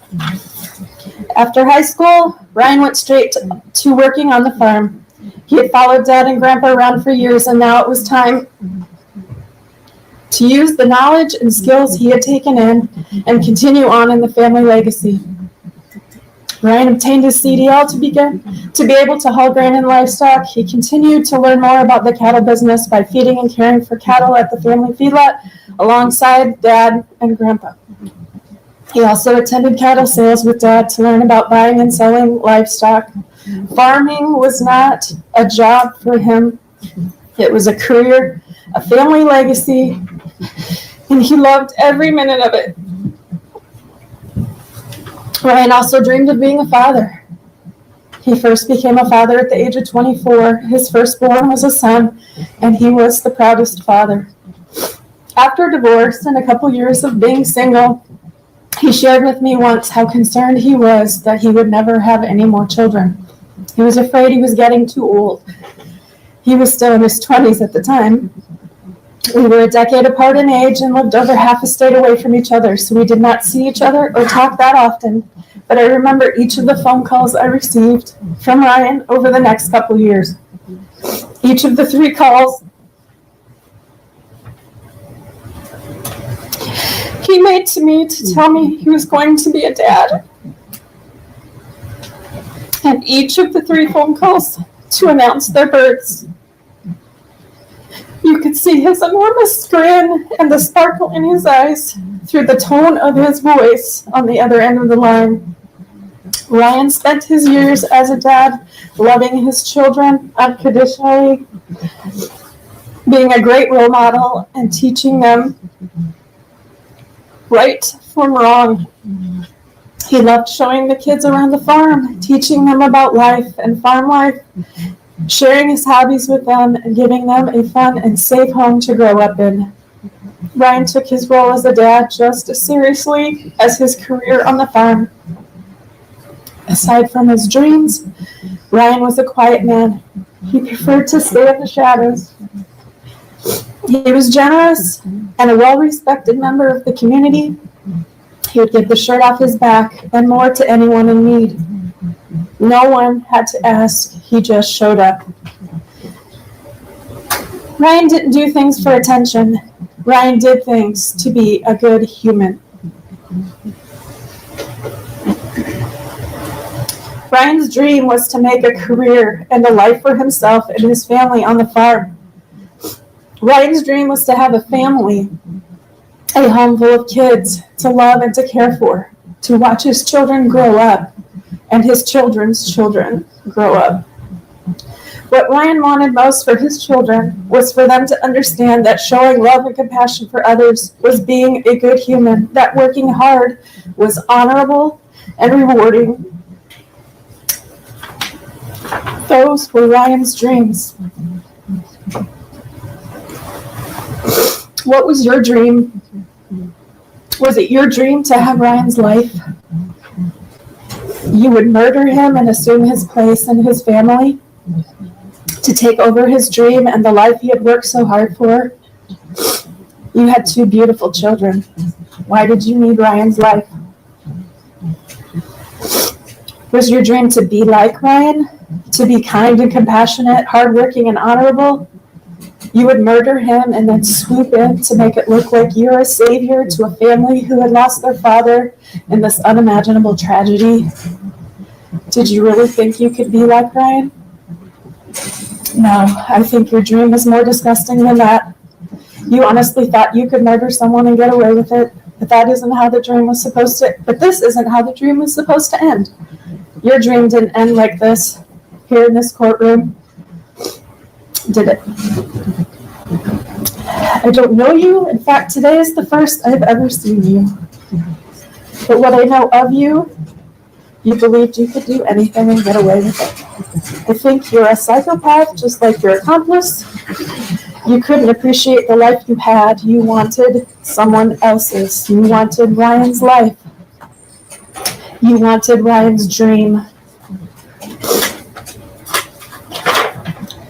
Ryan was sentenced to death by this murderer. Those of us left on earth were sentenced to life without Ryan. There's no sentence for this murderer that will achieve justice here. But the sentence this murderer receives today will ensure that he will never live his dream or anyone else's dream for the rest of his pathetic life. If she just would have remembered those casings, those fucking casings. Or if he had just known how to make his Google searches private. So many mistakes. But you know what? It's good that he was not smart enough to do all this, ma'am. I mean, I understand her upset and her everything. But you know what? The fact that he had all this nailed him. If only they had known. But those are the things you learn when you kill somebody. Something else you might not know, when you get to prison and start sharing your stories, I would think it's best not to refer to yourself as anyone's gay best friend. Now, go. That was another thing is he had said that he was her kind of like a gay best friend, that they weren't lovers or anything like that, is the way he had put it at first. And that got him in trouble. To hell.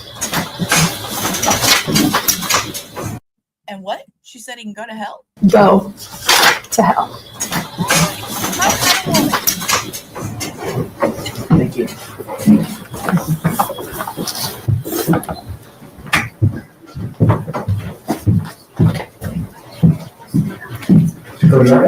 The second.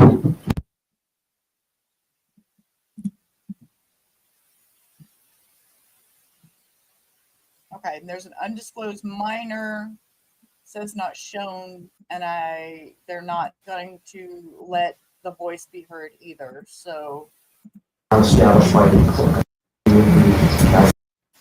you back up to where they changed. The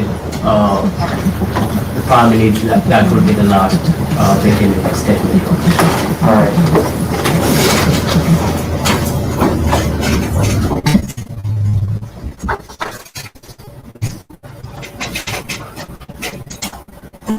All right, then at this time, Mr. Danker is adjudicated to be guilty of the offense of murder in the first degree in violation of Iowa Code Section 701.7 and 707.2, Parent 1, Parent A, and the judgment is entered accordingly. Mr. Danker is sentenced to be confined for the remainder of his natural life without the possibility of parole. His custody is placed with the Director of the Division of Adult Corrections, temporary custody with the county sheriff.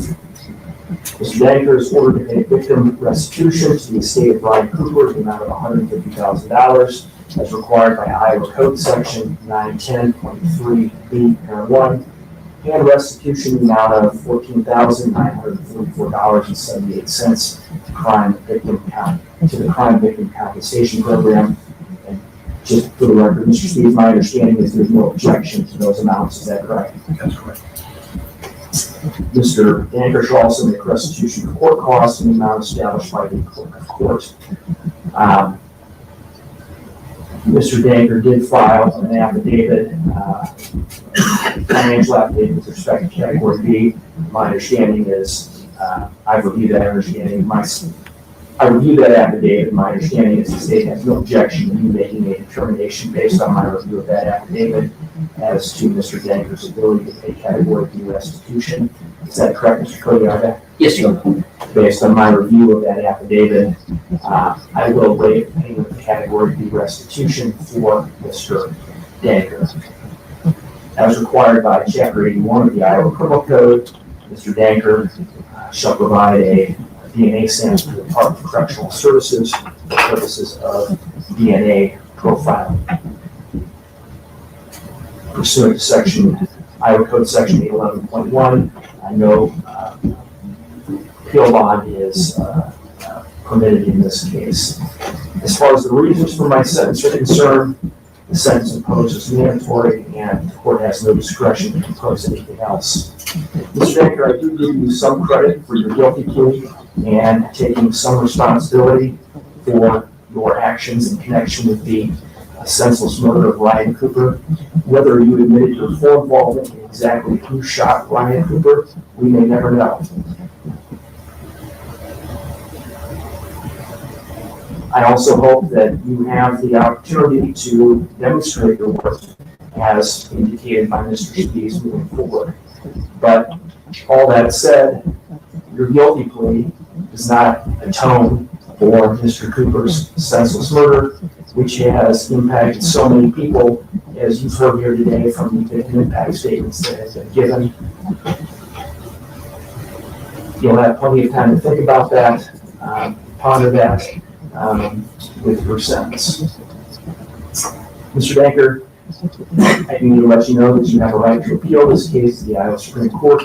If you're unable to pay the costs associated with the appeal, you have the right to apply to the court for appointment of counsel and furnishing any necessary transcripts. All is provided for by Iowa Criminal Code Chapter 814. If you do want to appeal, you have to effect your appeal by filing a written notice of appeal to the Taylor County Clerk of Court within 30 days of today. Perfection of your appeal in that matter is a jurisdictional requirement. Failure to comply with the provisions in Iowa Criminal Code Chapter 814 will preclude you from your right to pursue an appeal. If you do want to appeal, you have to have a copy of notice of appeal served on or delivered to the Iowa Attorney General's office. Is there any further record that needs to be made today that you're aware of, Mr. Karina? No, Your Honor. Thank you. Mr. Spees? One I might want to address, there was a pending motion related to some seized property. My understanding is that the state will be resisting that. I'm going to ask order that the state file a written resistance, if any, by the end of next week. And then we'll address that as necessary following filing that resistance. All right. With that, since I had that in further, Mr. Spees? All right, then we are adjourned. Okay, so they gave him life in prison. And y'all have to excuse me. I'm over here. Ever since I got an iron infusion, got my set of 8 infusions, every time I bump myself, I bleed profusely. And I looked down and looked like a crime scene all over my notebook that I write in. And I'm like, what the hell just happened? So I'm over here cleaning myself. It just happens. Okay. So we're going to pivot. I do have something new that I want to play. I just put it together. Let's see if it's in here. It is in here. It is in here. You know how sometimes you just get that feeling like these people ain't normal? It's just like that kind of, just that sense, just that something was off. You know how sometimes you just get that feeling like these people ain't normal? It's just like that kind of, just that sense, just that something was off. You know how something was off. Something was off. Them people ain't normal. They ain't like us. They ain't like us. So this is the story of Cash Gernon. Cash Gernon, in Texas, words are hard, Sheila. Darriynn Brown is a Texas man who pled guilty to the 2021 murder of 4-year-old Cash Gernon. And he was sentenced to life in prison. In May of 2021, surveillance video showed Brown, he was then 18, taking the sleeping boy from his bed in Dallas. The child's body was discovered hours later on a residential street with multiple stab wounds. Police found items belonging to Brown, including a hoodie and sunglasses that had the child's blood on him. Because of his mental health, the trial was repeatedly delayed due to concerns about Brown's mental competency. He was initially ruled incompetent to stand trial in 2022, but was later declared competent in January 2025 after receiving treatments. Brown ended up pleading guilty to first-degree murder on the day his capital murder trial was set to begin. And they are saying that this plea deal spared him from a possible death sentence. So we'll watch a quick recap of who Darriynn Brown is. And I believe in here they actually have a short video of the kidnapping from the bed. So this is just a quick review, and then we'll watch the sentencing. It's only a few minutes. Charged with murdering a 4-year-old Dallas boy after taking that sleeping child from his bed will not stand trial anytime soon. Hello? Now, this Oh, was. I'm Steve Eager. And I'm Heather Hayes. Darriynn Brown was declared incompetent. Stop. Let me just stop. This was the reason I chose this one is because it does have the video of the actual taking him from the bed in it, and it just kind of gives you a breakdown. And this actual news story was from when the incident had just happened, and he was not competent to stand trial. As we know, that changed. For trial, police say Brown kidnapped 4-year-old Cash Gernon and repeatedly stabbed him. The boy's body was found on a neighborhood street. Fox 4's Alex Boyer takes us to the latest in this case. Alex. Hi, guys. And this is the decision that his defense team was really hoping for. They maintained that Brown was hallucinating and in a trance-like state at the time of the murder and also suffers from other major depressive orders. Well, the prosecution brought in its own medical expert who also concluded that Brown is incompetent to stand trial. Inside this Dallas County courtroom Friday, a magistrate declared capital murder suspect Darriynn Brown incompetent to stand trial. He can finally, now get the help that he needs so that he can assist us in his representation. Heath Harris and Valerie Baston are Brown's defense attorneys. Brown was arrested last May and later indicted for the murder of 4-year-old Cash Gernon. Investigators said Brown was the man seen on home surveillance video taking Gernon from the bedroom where he was sleeping. Gernon was in the care of a woman who lived in a home off Saddle Ridge Drive in Dallas. She knew Brown. Gernon's body was found by a jogger 8 blocks away from the home on a neighborhood street the next morning. Investigators said the boy was stabbed to death. Maybe someday we can, get to the facts of this case, which we believe are going to show that he does have a mental defect that potentially may have led to this tragedy, and that he may be entitled to an insanity defense. The competency decision was made after the prosecution's own psychiatric expert determined after conducting a mental evaluation that Brown was unfit to stand trial. The defense's doctor came to the same conclusion months ago. Both reports basically reflect what Mr. Harris and I have been experiencing with our client, Darriynn, that he is not competent and that he needs to get treatment. Harris says Brown will likely be transferred to Vernon Psychiatric Hospital once a bed opens up. Our society has rules regarding competency. Dr. Robert Sanders is a former prosecutor and defense attorney. Sanders says it's possible Brown will never be deemed competent to stand trial. If he is, and the defense does indeed raise an insanity defense, the prosecution will have the burden to prove Brown knew that his actions were wrong. In order for that insanity defense to work, he's got to be insane at the time of the act. Brown's defense team knows the public wants answers. We ask people to be patient in forming their opinions or their judgment about this. And I contacted the district attorney's office. Okay, so that kind of gives you a glimpse of it, and the actual video, we got to see that he was let's see. Signed language and Rewind it. Okay. 7598. So here we go with, this is Darriynn Brown. 87, styled the state of Texas versus Darriynn Ronell Brown. Is that your name, sir? Yes, ma'am. Are you a United States citizen? Yes, ma'am. You're charged by indictment with the offense of capital murder. The state has filed a motion asking that I strike certain language and reduce this case to a first-degree felony of murder, which I granted. That makes your range of punishment anywhere between 5 years up to 99 years or life in prison.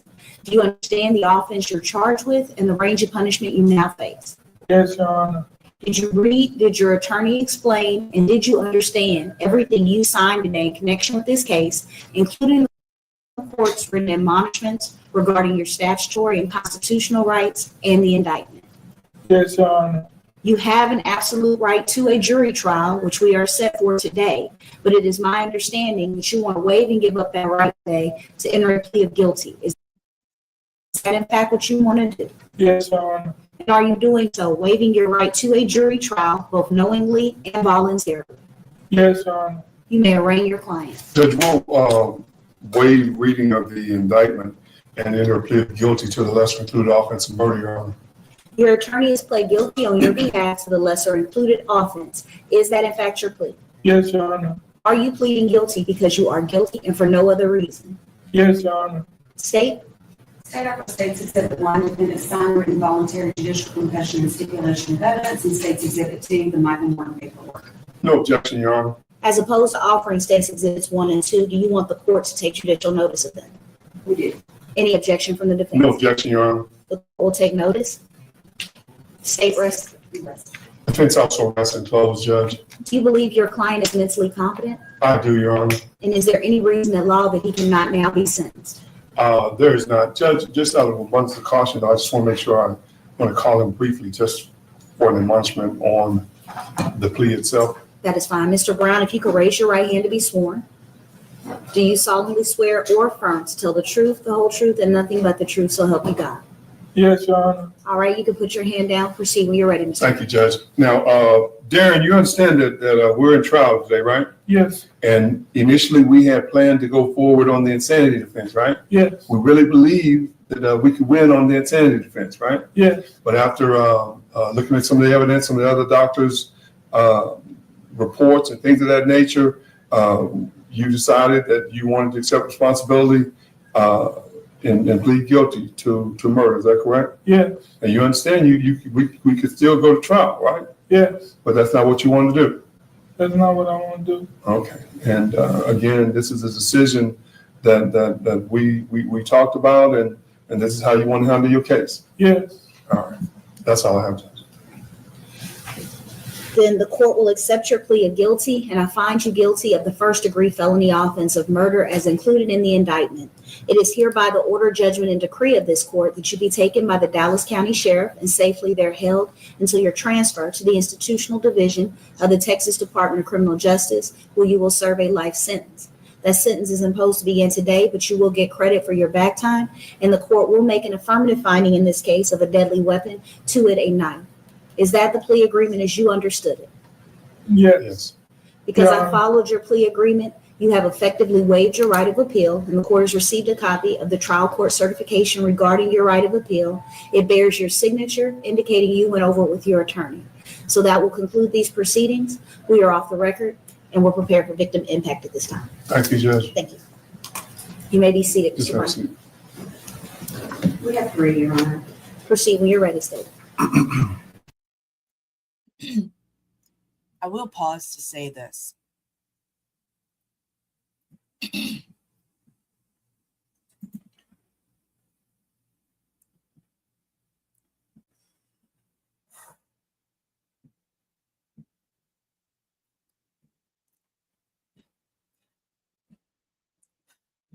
Breathe, Sheila.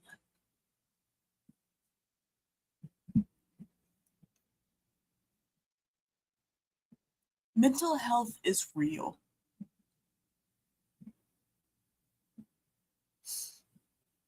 Mental health is real.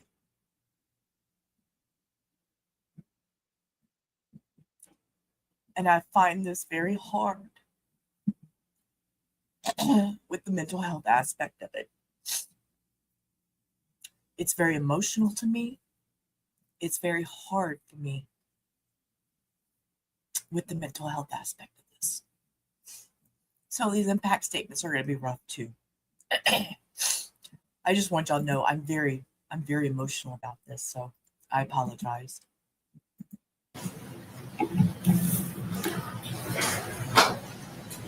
This is from Patty Seagroves, who is currently the grandmother and custodian to the remaining twin, Carter Gernon.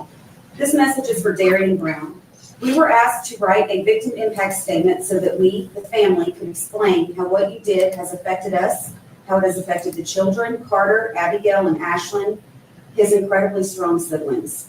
First of all, I just want to say that I hope that you seek God while you're in prison, because you need him worse than anyone I've ever known in my life. You need to truly seek forgiveness from him, because whether or not the family forgives you doesn't matter, but God's forgiveness does. He will be the one to determine where your soul ends up.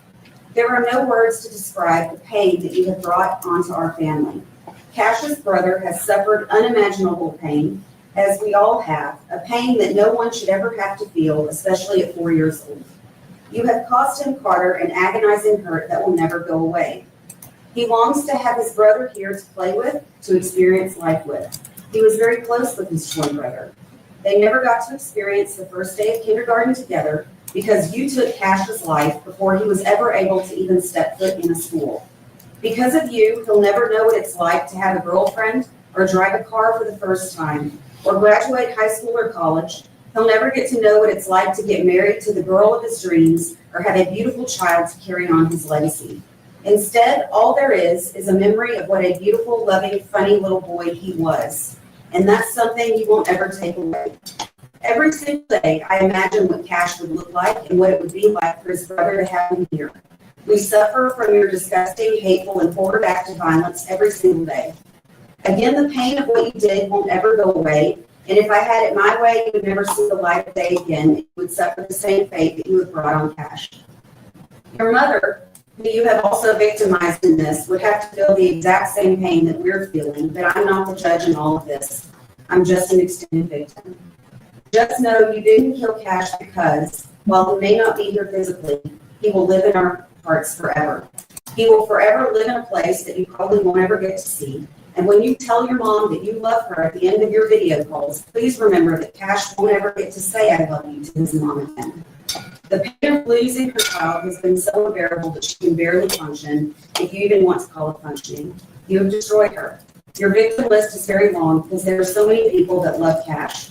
God says that his vengeance is his, and I don't think he'll be letting you get away with what you did. His punishment will be far worse than anything we can dish out to you, and I hope you hear the name Cash ring out every day in your head, and it haunts you for the rest of your natural life. I hope you never get to leave prison unless it's in a body bag, and I hope you rot in there. It is with great sorrow that I stand before this honorable court today, prepared to address the monster that has single-handedly altered the course of so many lives. My name is Trevor Gernon, the father of Cash Gernon and the victim of your heinous... I'm going to pause to say this. He may be deemed mentally competent right now.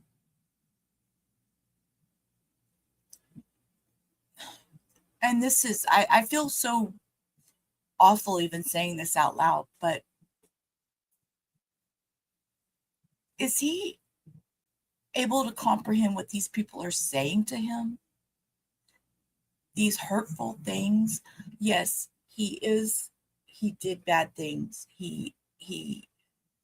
It's not a pass for committing a crime. It's not a pass for committing a crime at all.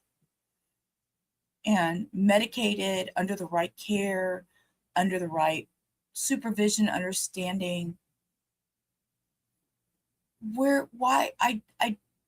I don't understand how it came to this. And is he actually understanding what is coming out of these people's mouths and what they're wishing on him?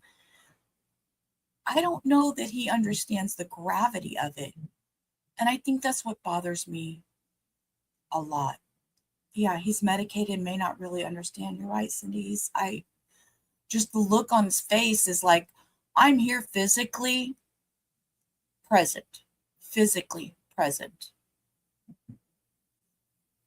Cowardly act. My name is to address the monster that has single-handedly altered the course of so many lives. My name is Trevor Gernon, the father of Cash Gernon and the victim of your heinous cowardly act. What I hope to achieve by making this statement is twofold. First, that you will recognize my son, Cash Gernon, as a person, a human being, loved, valued, innocent, and not an item to be discarded. Second, I want to brand your memory with the name of my son, Cash Gernon, so you never forget he gave his life to ensure that you will never again have the opportunity to victimize another innocent member of society. What I'm forced to do today, no parent should have to do, but you defiled the sanctity of our family. And as a father, I'm obligated to advocate for my son, Cash Gernon, so I stand prepared to be his voice and zealously defend his memory. My son, Cash Gernon, was the apple of my eye. He was my legacy, the continuation of the Gernon line, which you have shattered. Your cowardly act has reduced me to a fraction of my former self, and all that remains is a hollow shell of a man fueled by the guilt of failing to protect my child. This statement is my son's defense and should be communicated a clear message. As a father, I would have given my life defending his. And from this day forward, my life will be spent carrying his memory in a way that will impact the lives of others. Initially, I was in favor of the death penalty, but my son's death wasn't painless or humane.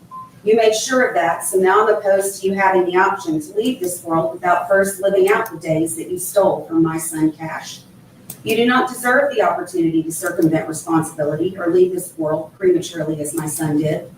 I trust that the Texas Department of Criminal Justice will enforce the sentence imposed by this court and house you accordingly. There is a cage that awaits you at a maximum security prison, and that cage will function as the only home you know from this day forward. After my release, I will rest assured knowing my tax dollars are being well spent, preventing you from ever rejoining society.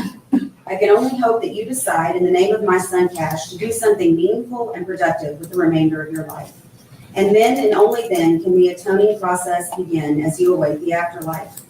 In conclusion, the Christian in me hopes that God will have mercy upon you, but the Father in me prays that this court shows you none.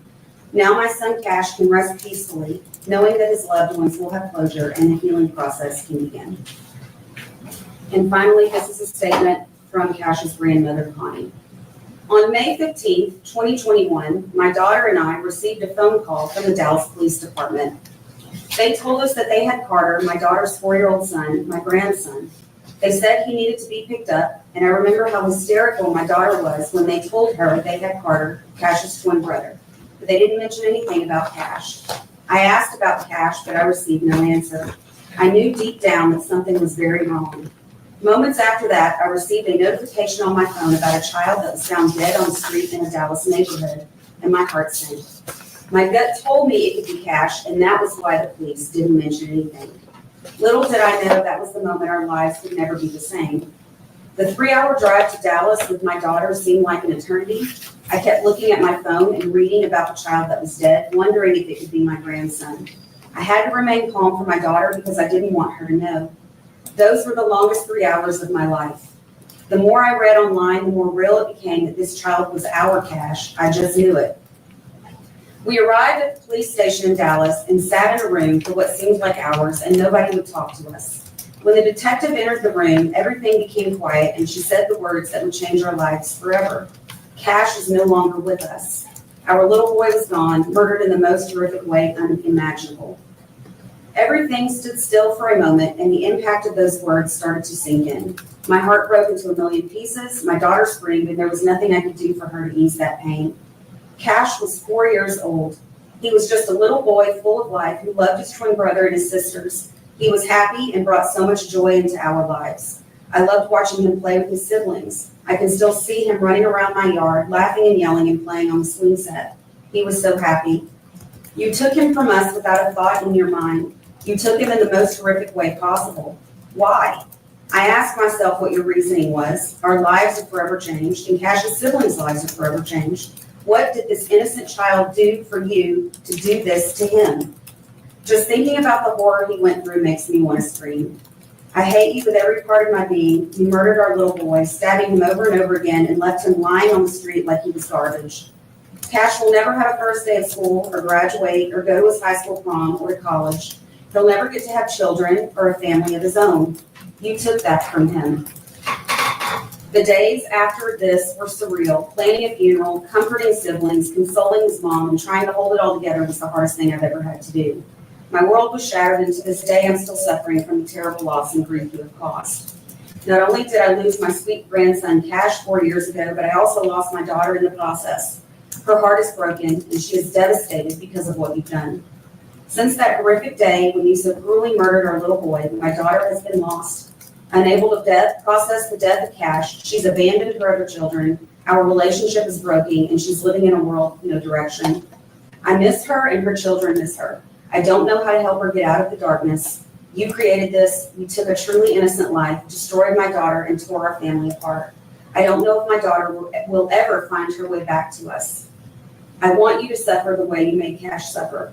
I want you to be locked up for the rest of your life, and every time you close your eyes, I hope you see Cash's little face and his innocent eyes before you took the life out of him. I wish you nothing but misery. That will conclude these proceedings. Thank you.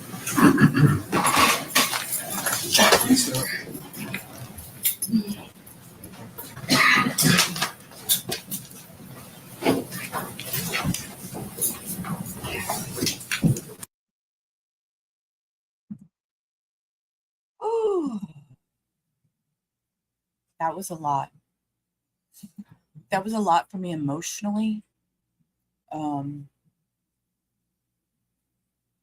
Again, mental health is real. The struggles are real. There is help out there. And with that swing of mental health, we're going to totally swing to Taylor Schabusiness. This, yeah, Cindy, that was a lot. That was a lot. I'm need to take a breath after that one. Okay. So we're going to move on to Taylor Schabusiness. She is beyond mental health help, in my opinion. She's too far gone. She's way too far gone. So we're going to listen to an unfiltered jail call of Taylor Schabusiness. It's a little wacky, and there's some talking in here and stuff. So this kind of gives us a background in case we don't know who Taylor Schabusiness is. This will give you a little background on her. This is 20 minutes long, and then we'll get into today's hearing, because actually what she is right now, she is, there's a charge, there's some battery charges. Okay, let me just read this part. It says Taylor Schabusiness pleaded no contest to a reduced charge of disorderly conduct ahead of her trial on battery charge, and she'll be sentenced in December. So she's just out there being all kinds of bad. That's just Schabusiness. She's just, whew. That I would ever be doing would be something. The murderer herself speaking out. Boost the volume, because we all know I'm a deaf old lady. Exclusively to law and crime. What led up to the gruesome killing she's now serving time for? How her fascination with serial killer Jeffrey Dahmer for talking about today, the one of Taylor Schabusiness, is one we've covered at length here on Law and Crime. Our viewers were so intrigued, and honestly, I kind of understand why. The details are so shocking, so unexpected, and honestly unbelievable, but they're all true. You might know Taylor Schabusiness as the woman who attacked her attorney in open court. You went off on your attorney, Taylor. You went crazy on your attorney. This actually happened more than once. Do we need to see that again? Razzle dazzle. I don't know what the hell she said, but I always thought she said razzle dazzle, but okay. More than once.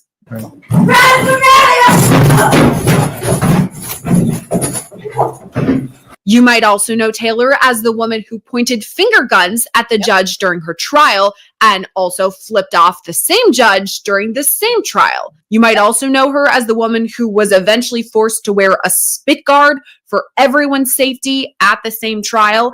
But perhaps what Taylor Schabusiness is most known for is murdering her lover during sex, decapitating his body, and then leaving dismembered body parts across the city of Green Bay, Wisconsin. And what may be the most disturbing of all, beyond the fact that Schabusiness sexually assaulted the victim after his head was cut off, is that his own mother found the victim's head in a bucket beside his severed penis and a Jolly Rancher. Are you positive my son's head is in a bucket? That's how she put it. I found my son's head in a bucket. So I'm dumbfounded. Didn't believe her. Here's what happened. On February 23rd, 2022, dispatch in Green Bay, Wisconsin gets a disturbing and unexpected 911 call. I have no clue what's happening. My girl swears that she found her severed head of her son in the basement. Did you go down there? In a bucket. I went down, I can't tell what the pardon my language, I'm kind of a little freaked out. It was a shocking and disturbing allegation that the dismembered head of Shad Darriynn was in a 10-gallon bucket. Tara had woken me up and said she thinks she found Chad, her son's, that's how she put it. I found my son's head in a bucket. So I'm dumbfounded. Didn't believe her. thought she was having a mental. If somebody if somebody said that to me, I'd be like, you did what? Excuse me? That doesn't even make good sense. So I understand this guy is like just unaware of his surroundings at that moment, because I'd be like, excuse me, no, what? Issue or something. That's Steve Hendricks. He was dating Shad's mom at the time of his murder. He's the one who called police after finding this. I go downstairs and see what the hell she's talking about, and I can't see anything, so we go back upstairs and contemplate what the heck to do. So I guess what do you do specifically when you go downstairs? I went to the basement and observed a bucket that she said, but I don't know, my mind blocked it out. But all I seen was like hair, like an animal, or I didn't know what the heck. And I want you to keep in mind, Green Bay, Wisconsin is a small town. Technically a city, but I call it a town. Almost everyone knows everyone. It has the small town feel. And yes, murders, crimes do happen from time to time, but nothing ever like this. So when police arrive to this home, they're skeptical at first until they get a closer look at the crime scene. At the bottom of the stairs to the right, there was a green bucket with a shower towel on top of it, just to verify we had an actual head in a bucket. The trauma that these cops endure to do these kind of jobs, they have to have therapy. They have to be offered therapy through their jobs.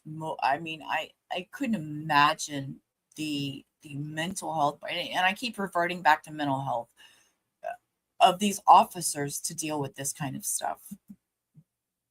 Lifted the towel off, and there was, in fact, a human severed head in the bucket. The head belonged to 24-year-old Shad Darriynn, who was last seen with his one-time girlfriend, Taylor Schabusiness. Hi, Taylor. How's it going? Officer Russell with the Green Bay Police Department. That's video of Taylor Schabusiness's arrest on the other side of Green Bay, not long after Shad's remains were recovered. And here's where we have to insert some new information from Schabusiness herself. For a few months now, Law and Crime has been working to get a sit-down interview with Taylor Schabusiness. Now, the prison in Wisconsin has denied this request, so we don't have video of the interview, but we do have audio because Schabusiness gave us the okay to record our phone conversations with her. So here's the first question. At the time of her arrest, was she thinking of going on the run? I mean, that's definitely what I should have done, you know. That's definitely something that, like, any right-minded person would have done.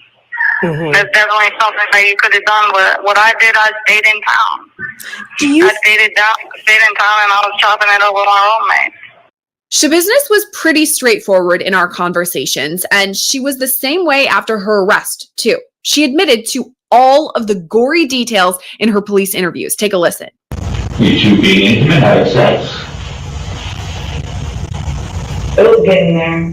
Just getting there, okay. So will this be considered foreplay? Yeah, it was. And then, I just didn't stop. I don't know why. I didn't stop. You guys have done something like this in the past? Not like that. Do you use manual strangulation during sex at all? To shed like that? A manual strangulation? Yes. Do you like strangulation? I don't know. You know what I'm talking about? He does. Yeah. Where's the body? The body's there. Yeah. So we're gonna take the head somewhere? I like that.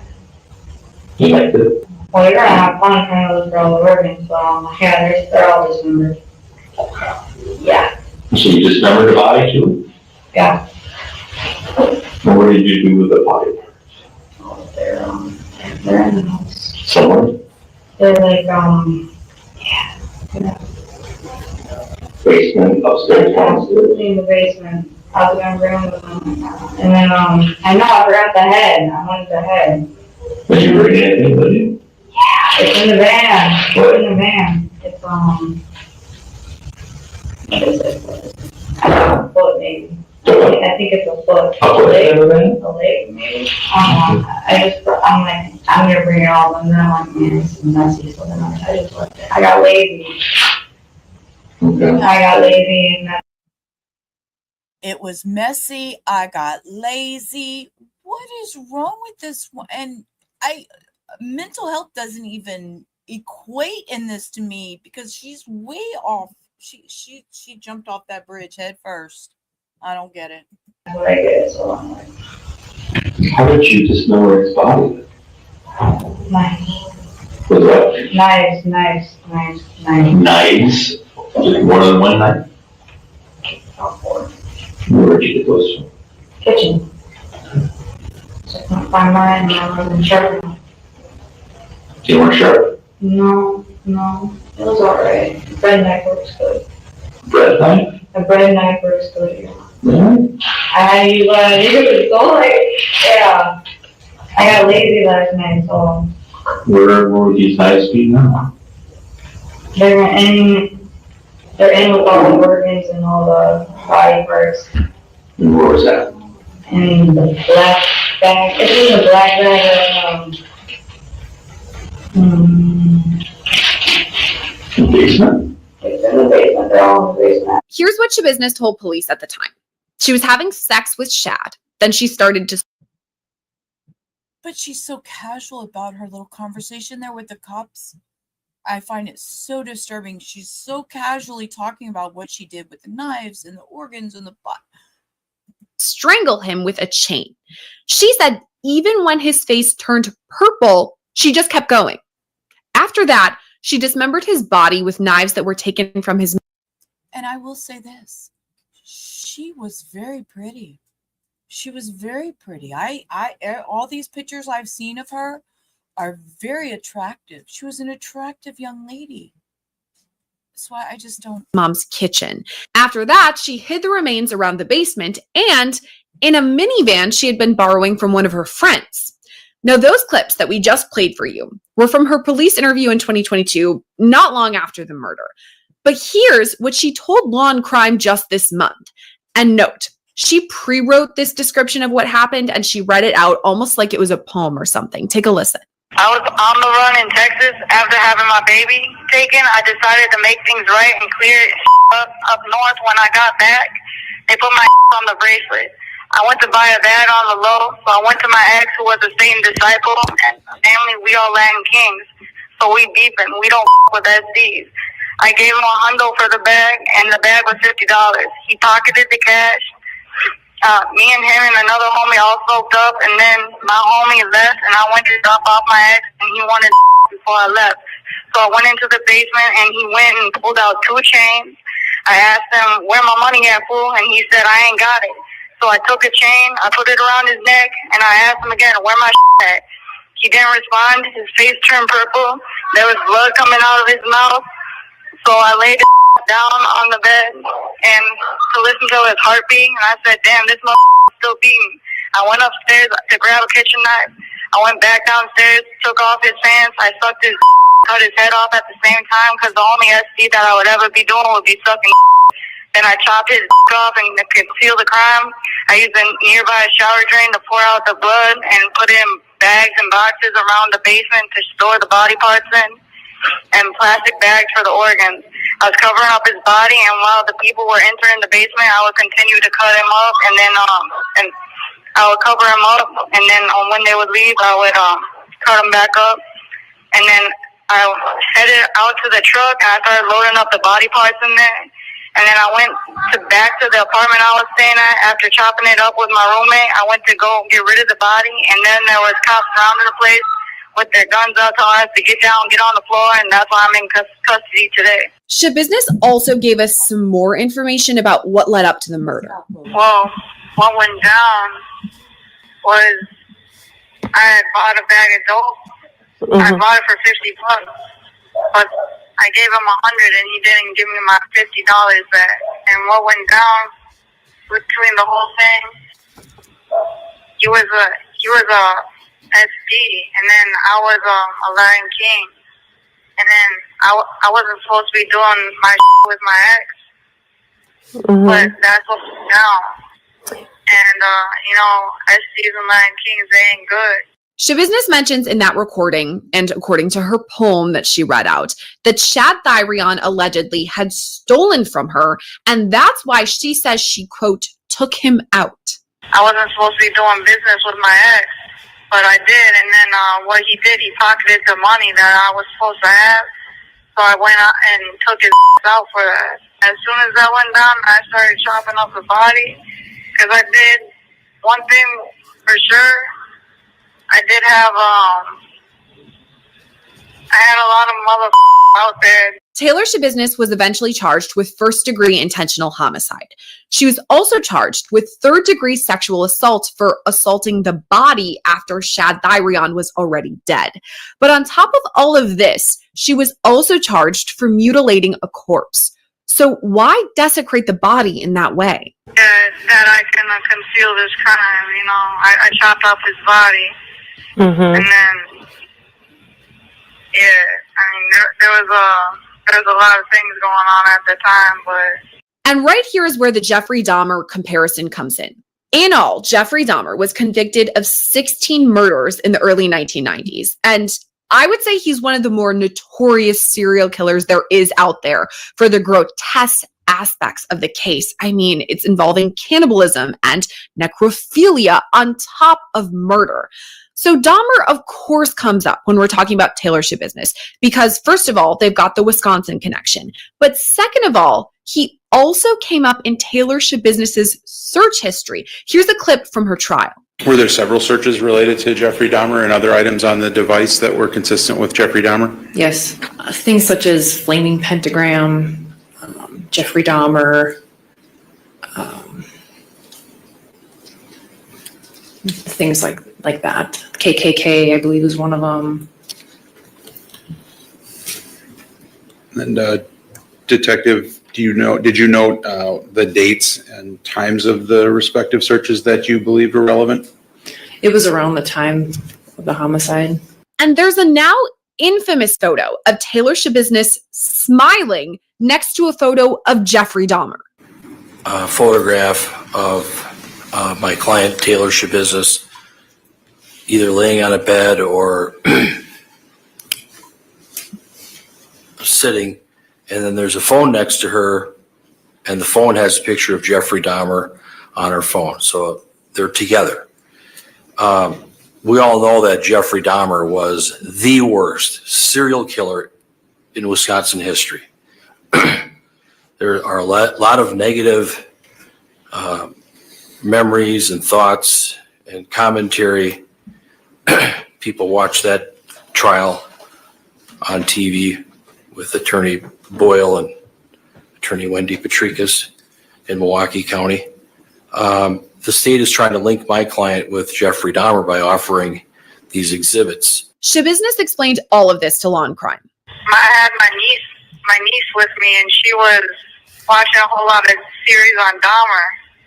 A whole lot of series on Dahmer, and then everybody thought I was dating Dahmer, so people were laughing at my saying I was dating Dahmer. I took a picture with his, and then I was trying to put it on a blow-up doll, a customized blow-up doll. His face, and then send it off to one of my friends. In the phone calls with us, Schabusiness says she admits to the crime. She admits to murdering Shad Darriynn and dismembering his body. But she says she's no female Jeffrey Dahmer. She's only killed one person. Nah. I mean, there's motherfuckers out there that, you really want to you beef with hard. I mean, yeah, you want to murder motherfuckers, but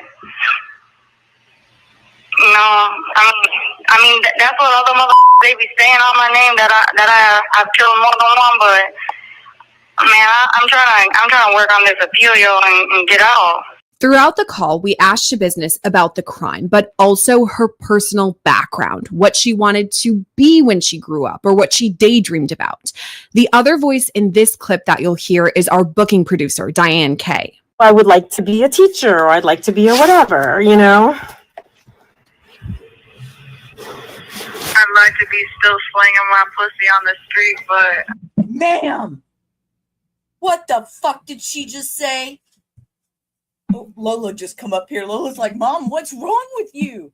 Ma'am, Lola, this Schabusiness is nuts.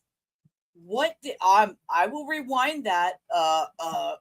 Trigger warning. Hello, maybe we should have put out a trigger warning a long time ago.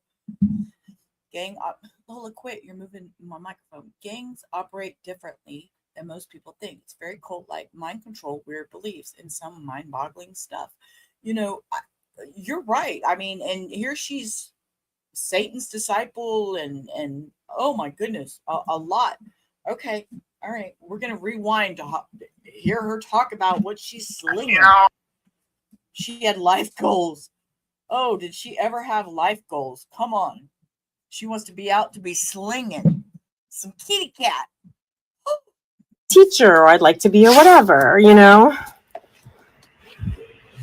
Okay, Taylor. I'd like to be still slinging my pussy on the street, but, you know, over here, it's all right. Okay. All right. Well, that makes sense. Long cry. Ma'am, how does the reporter even carry on a conversation with her after her saying that? I would be like, I couldn't do it. Girl, put me on a phone with Taylor Schabusiness. I'd be like, girl, what the fuck is what do you mean you're slinging your kitty? What? Girl, oh my God. I couldn't have a conversation with her. I'm also asked Taylor Schabusiness about the attacks of her attorneys because, as we pointed out, there are multiple, and she gave us some background. The most recent one, when my attorney, he was calling my and he was saying I need another competency here, and he kept on calling my sticking his tongue out at me, and so I went off on his. But the one before that, he was doing this. He was sticking his tongue. Get out! Your attorney was not sticking his tongue out at you. Yeah, she's screwing with her with her shock value. Exactly, she's fucking with her with her shock value. We'll just put the words out there. I cuss. I don't give a shit. But yeah, it's all shock value. This bitch, she can just stay. She can just stay. She can stay. He was saying I need another competency here, and he kept on calling my sticking his tongue out at me. He did not call. And so I went off on his. He did not. But the one before that, he was doing the same thing too, saying that like about competency. He kept on saying you need more competency here, and you need more competency here, and they constantly keep on saying that. And I said, no, I'm straight. I'm straight.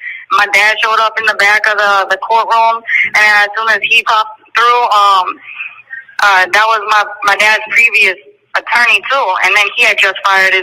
He said, "Get this guy off your case." So then, as soon as my dad popped up in the courtroom and he sat his down, I already knew it was go time, and that's when I had to go in. So then that's when I went in and I fired it. Taylor Schabusiness went to trial in July of 2023. She pleaded not guilty by reason of mental disease or defect, and she stands by that. Definitely insane. You know, I should have went back to Chicago.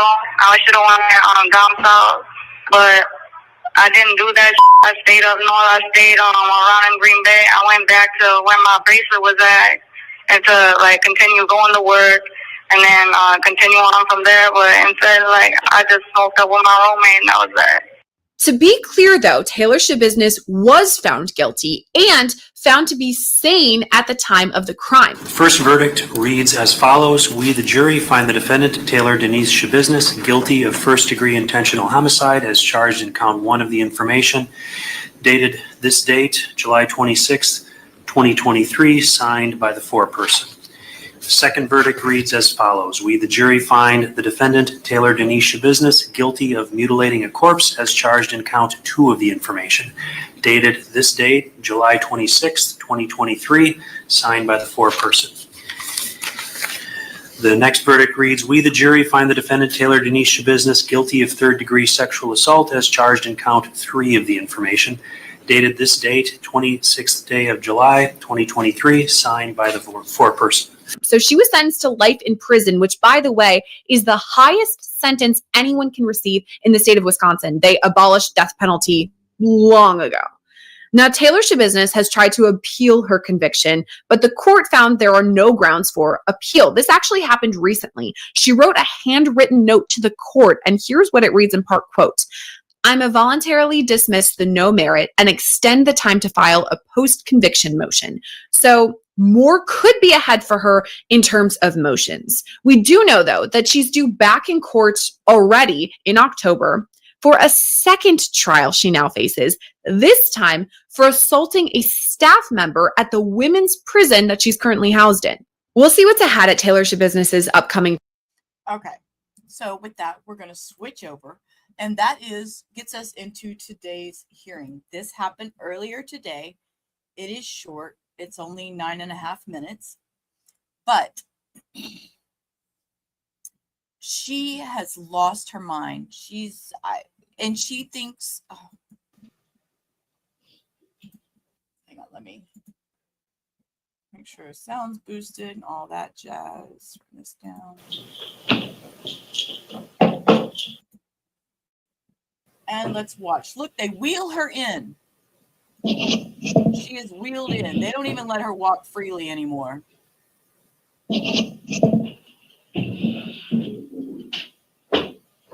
Handcuffed, tied to a chair. She ain't getting out to fight nobody. This stupid fucking chair. Oh my god. They have learned their lesson. And look, she made a comment about the chair. I haven't watched this, so. This stupid fucking chair. Oh my god. She's talking about the chair. Oh no.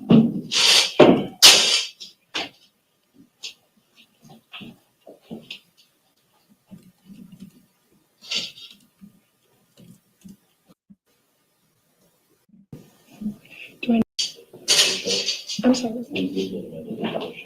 I can read it. Yeah. Did you see? Oh, trying to move the damn closed caption. Didn't want to work for me.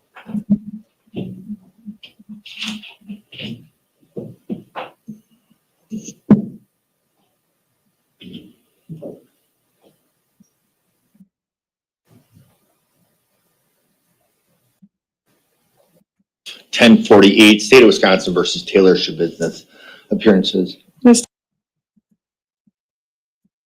State appears by Assistant District Attorney Tessa Button. Good morning. Attorney Christopher T. Furlick appears today in person with the defendant, Taylor D. Schabusiness.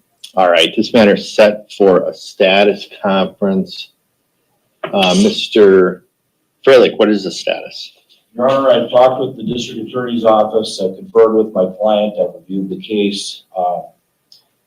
Ms. Schabusiness has decided that she wishes to enter into a plea agreement with the state.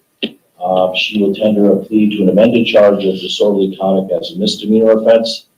I have reviewed the plea questionnaire waiver of rights form carefully with my client. We've gone over all of her constitutional rights. We've had a chance to also talk on the phone. We've reviewed the elements for this offense. Both of us have signed the form and I have it available for the court. All right. So she wants to take a plea for a lesser misdemeanor charge. Okay. I mean, ma'am, you're already in there for life, so. Ms. Schabusiness, I've received a plea questionnaire waiver rights form. It would indicate that you're going to plead no contest to an amended count of disorderly conduct, and then both sides would be free to argue that sentence. Is that your understanding of the agreement? Yeah. Yes? Okay. This form indicates that you are 27 years old. You completed 12 years of schooling. You do have a high school diploma, GED, or HSCD. You understand English language, and you understand the charges that you're pleading to, the disorderly conduct with the state would have to show to find you guilty of that count is that you engage in violent, abusive, indecent, profane, boisterous, unreasonably loud, or otherwise disorderly conduct which, under the circumstances as they then existed, tended to cause or provoke a disturbance. Is that your understanding? Yeah. You understand that the maximum penalty on this is 90 days in jail or a $1,000 fine or both, correct? Yeah. Yes. And you understand that the court is not bound by any agreement between the parties, and I could sentence you up to that maximum? Yeah. Still want to proceed? Yes? Has anybody made any threats or promises to get you to change your plea today? You're doing so after speaking with your attorney? I'm good. Yeah, we going straight. We doing it. We doing the plea. Okay, you want to do the plea, right? And you're doing so after discussing it with your attorney, correct? Yeah. Okay. This form further indicates that you are not currently receiving treatment for mental illness, mental disorder, and you have not had any drugs, alcohol, or medication in the past 24 hours. Is that all correct? Oh, yeah, that's right. Yes. The next section are your constitutional rights. I'm sorry. Those are What? She needs to be on medicine. I don't care if this is a hearing. She still needs her medication. I can't miss my meds. are found here on the plea questionnaire. These boxes are checked. May I presume that you've read these or had them read to you by your attorney, and that you're freely, voluntarily, and intelligently waiving these constitutional rights and entering your not guilty plea, or I'm sorry, your no contest plea? Is that right? I'm doing that. You're doing that? Okay.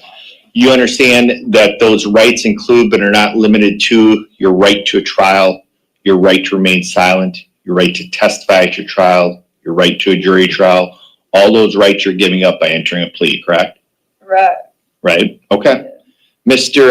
Freilich, you went over this form with Ms. Schabusiness and answered all her questions. Yes, I have very carefully, Your Honor. Do you believe that she is freely, voluntarily, and intelligently changing her plea today? Yes, I do, Your Honor. Do you believe that there's a factual basis for her plea? Yes, I do, Your Honor. May I use a criminal complaint to find that factual basis? Your Honor, yes, you may. And how many offers total did you receive in this matter? One. And you conveyed it to Ms. Schabusiness and she's chosen to accept it? Yes, I sent it to her by letter. I talked with her about it on the telephone, and we also talked in person today. All right. Ms. Schabusiness, you've heard what your attorney had to say, correct? Yeah. Do you agree with him? Yeah. Do you believe that you are freely, voluntarily, and intelligently changing your plea today? Yeah. I'm going in with the plea because that's what I put my initials down on. Okay. And do you have any questions of Mr. Freilich? Never. Never. And you agree that there's a factual basis to your plea, correct? To the disorderly conduct plea? Yeah, violent behavior. All right. Ms. Button, you're moving to amend count 1 from battery by a prisoner to disorderly conduct. Yes, Your Honor. And we are in victim rights compliance. I have spoken with the victim in this matter, and she's in support of the resolution. She does have some feedback for sentencing, but I can save that for later. All right. Do want to make note, the way she is speaking right now in court to this judge is quite different how she spoke to the lady from Law and Crime on the phone. Just pointing that out. Just something that made a little alarm bell go off inside my own little head here. That motion is granted. So, Ms. Schabusiness, what is your plea to the amended count disorderly conduct? Hey, no contest. We ain't doing no contest. No contest. Ms. Schabusiness, I accept your plea. I find that it's been freely, voluntarily, intelligently made. I find that there is a factual base for your plea. I accept it, find you guilty, and enter judgment. Ms. Button, you're asking that this be set for a later sentencing date. Is that correct? Yes, Your Honor. I have a copy of the video that I plan to file for the court ahead of time. Mr. Freilich, what's your position on that? Your Honor, Assistant District Attorney Button and I, we talked about this, that we would maybe do this case in 2 parts if the court was okay with it. I'm fine with having the sentencing hearing on a different day. I also talked with my client, and she's fine with that as well.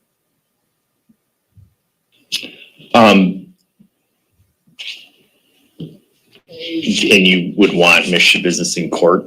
Yes. Yes, please. All right. The court will reset this. How much time do you think you need, Ms. Button? Not long, Your Honor. I can file it today. Your Honor, do you mean for the hearing? For time to prepare for the hearing and the hearing. Yes. I think 45 minutes maybe for the hearing, just to be safe. Yeah. Maybe 30 days. And she can only get 90 days in jail or $1,000 fine. Why don't we do this? Why don't we? 90 days in jail or $1,000 fine for what they're discussing now, I mean, it's all fine and dandy. And I guess it would be restitution for the crime she did to the victim. But it's not going to make a difference. It's not going to, I see more coming in Schabusiness future. I see more incidents coming. Just my opinion.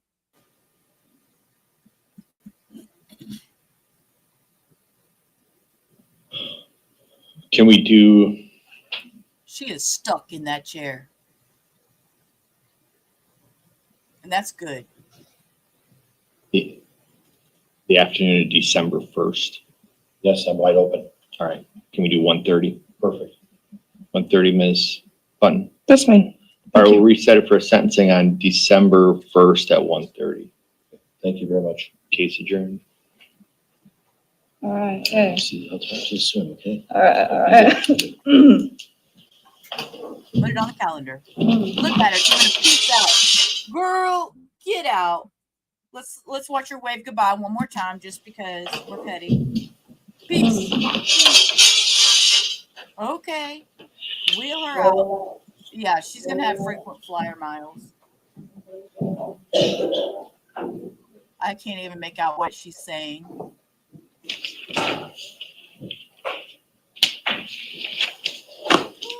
Oh my goodness. All right. So with that, that's going to sum up our day for our day stream. We had Jose Soto-Escalera. I'll get it all out. Just give me a minute. We had a Spencer hearing to just go over whether or not this was a before the judge actually sets the sentencing to death. They will come back to that. Journey dropped it in the chat earlier. I will have to, when I go back and rewatch my stream, to make sure I'm okay with everything. I'll pick that out and put it on my calendar. We had Huston Danker had a sentencing. He was involved with Karina Cooper in taking the life of Ryan Cooper. Ryan Cooper, is that right? Yes, Ryan Cooper. Who was found deceased in his recliner with a gunshot wound to the face. And Karina is also serving life in prison for that. And Huston Danker got the same sentence. So then we moved on to Darriynn Brown. His sentencing for Cash Gernon was the little boy in the crib that he took and was found murdered from stab wounds a few blocks down the road. He has been sentenced to life in prison. He has schizophrenia and other mental health issues. So I hope he gets help. That's one that really affected me. There's consequences for our actions, no matter your mental health in it. And it's just still difficult. It was very difficult for me to watch that. And then we moved on to Taylor Schabusiness with her plea hearing from her battery during her stint in prison, which she is also on a life sentence because that is the most they can give in that state. And she's was debating a 90-day jail sentence with a $1,000 fine, and she took a lesser plea. So we will see what the judge comes up with that, and that will be on December 1st, and we will go over that when it happens. So I'm going to put a mental health stream together. That will be later on tonight. I have a few errands to run while it is still early and still daylight outside. And Lola is over here digging in my trash can, so I believe she's probably hungry too because I haven't fed her yet this morning. So yes, it was a very difficult watch. I appreciate everybody that was here today that spent time with us. And till next time, we will see you later. Peace.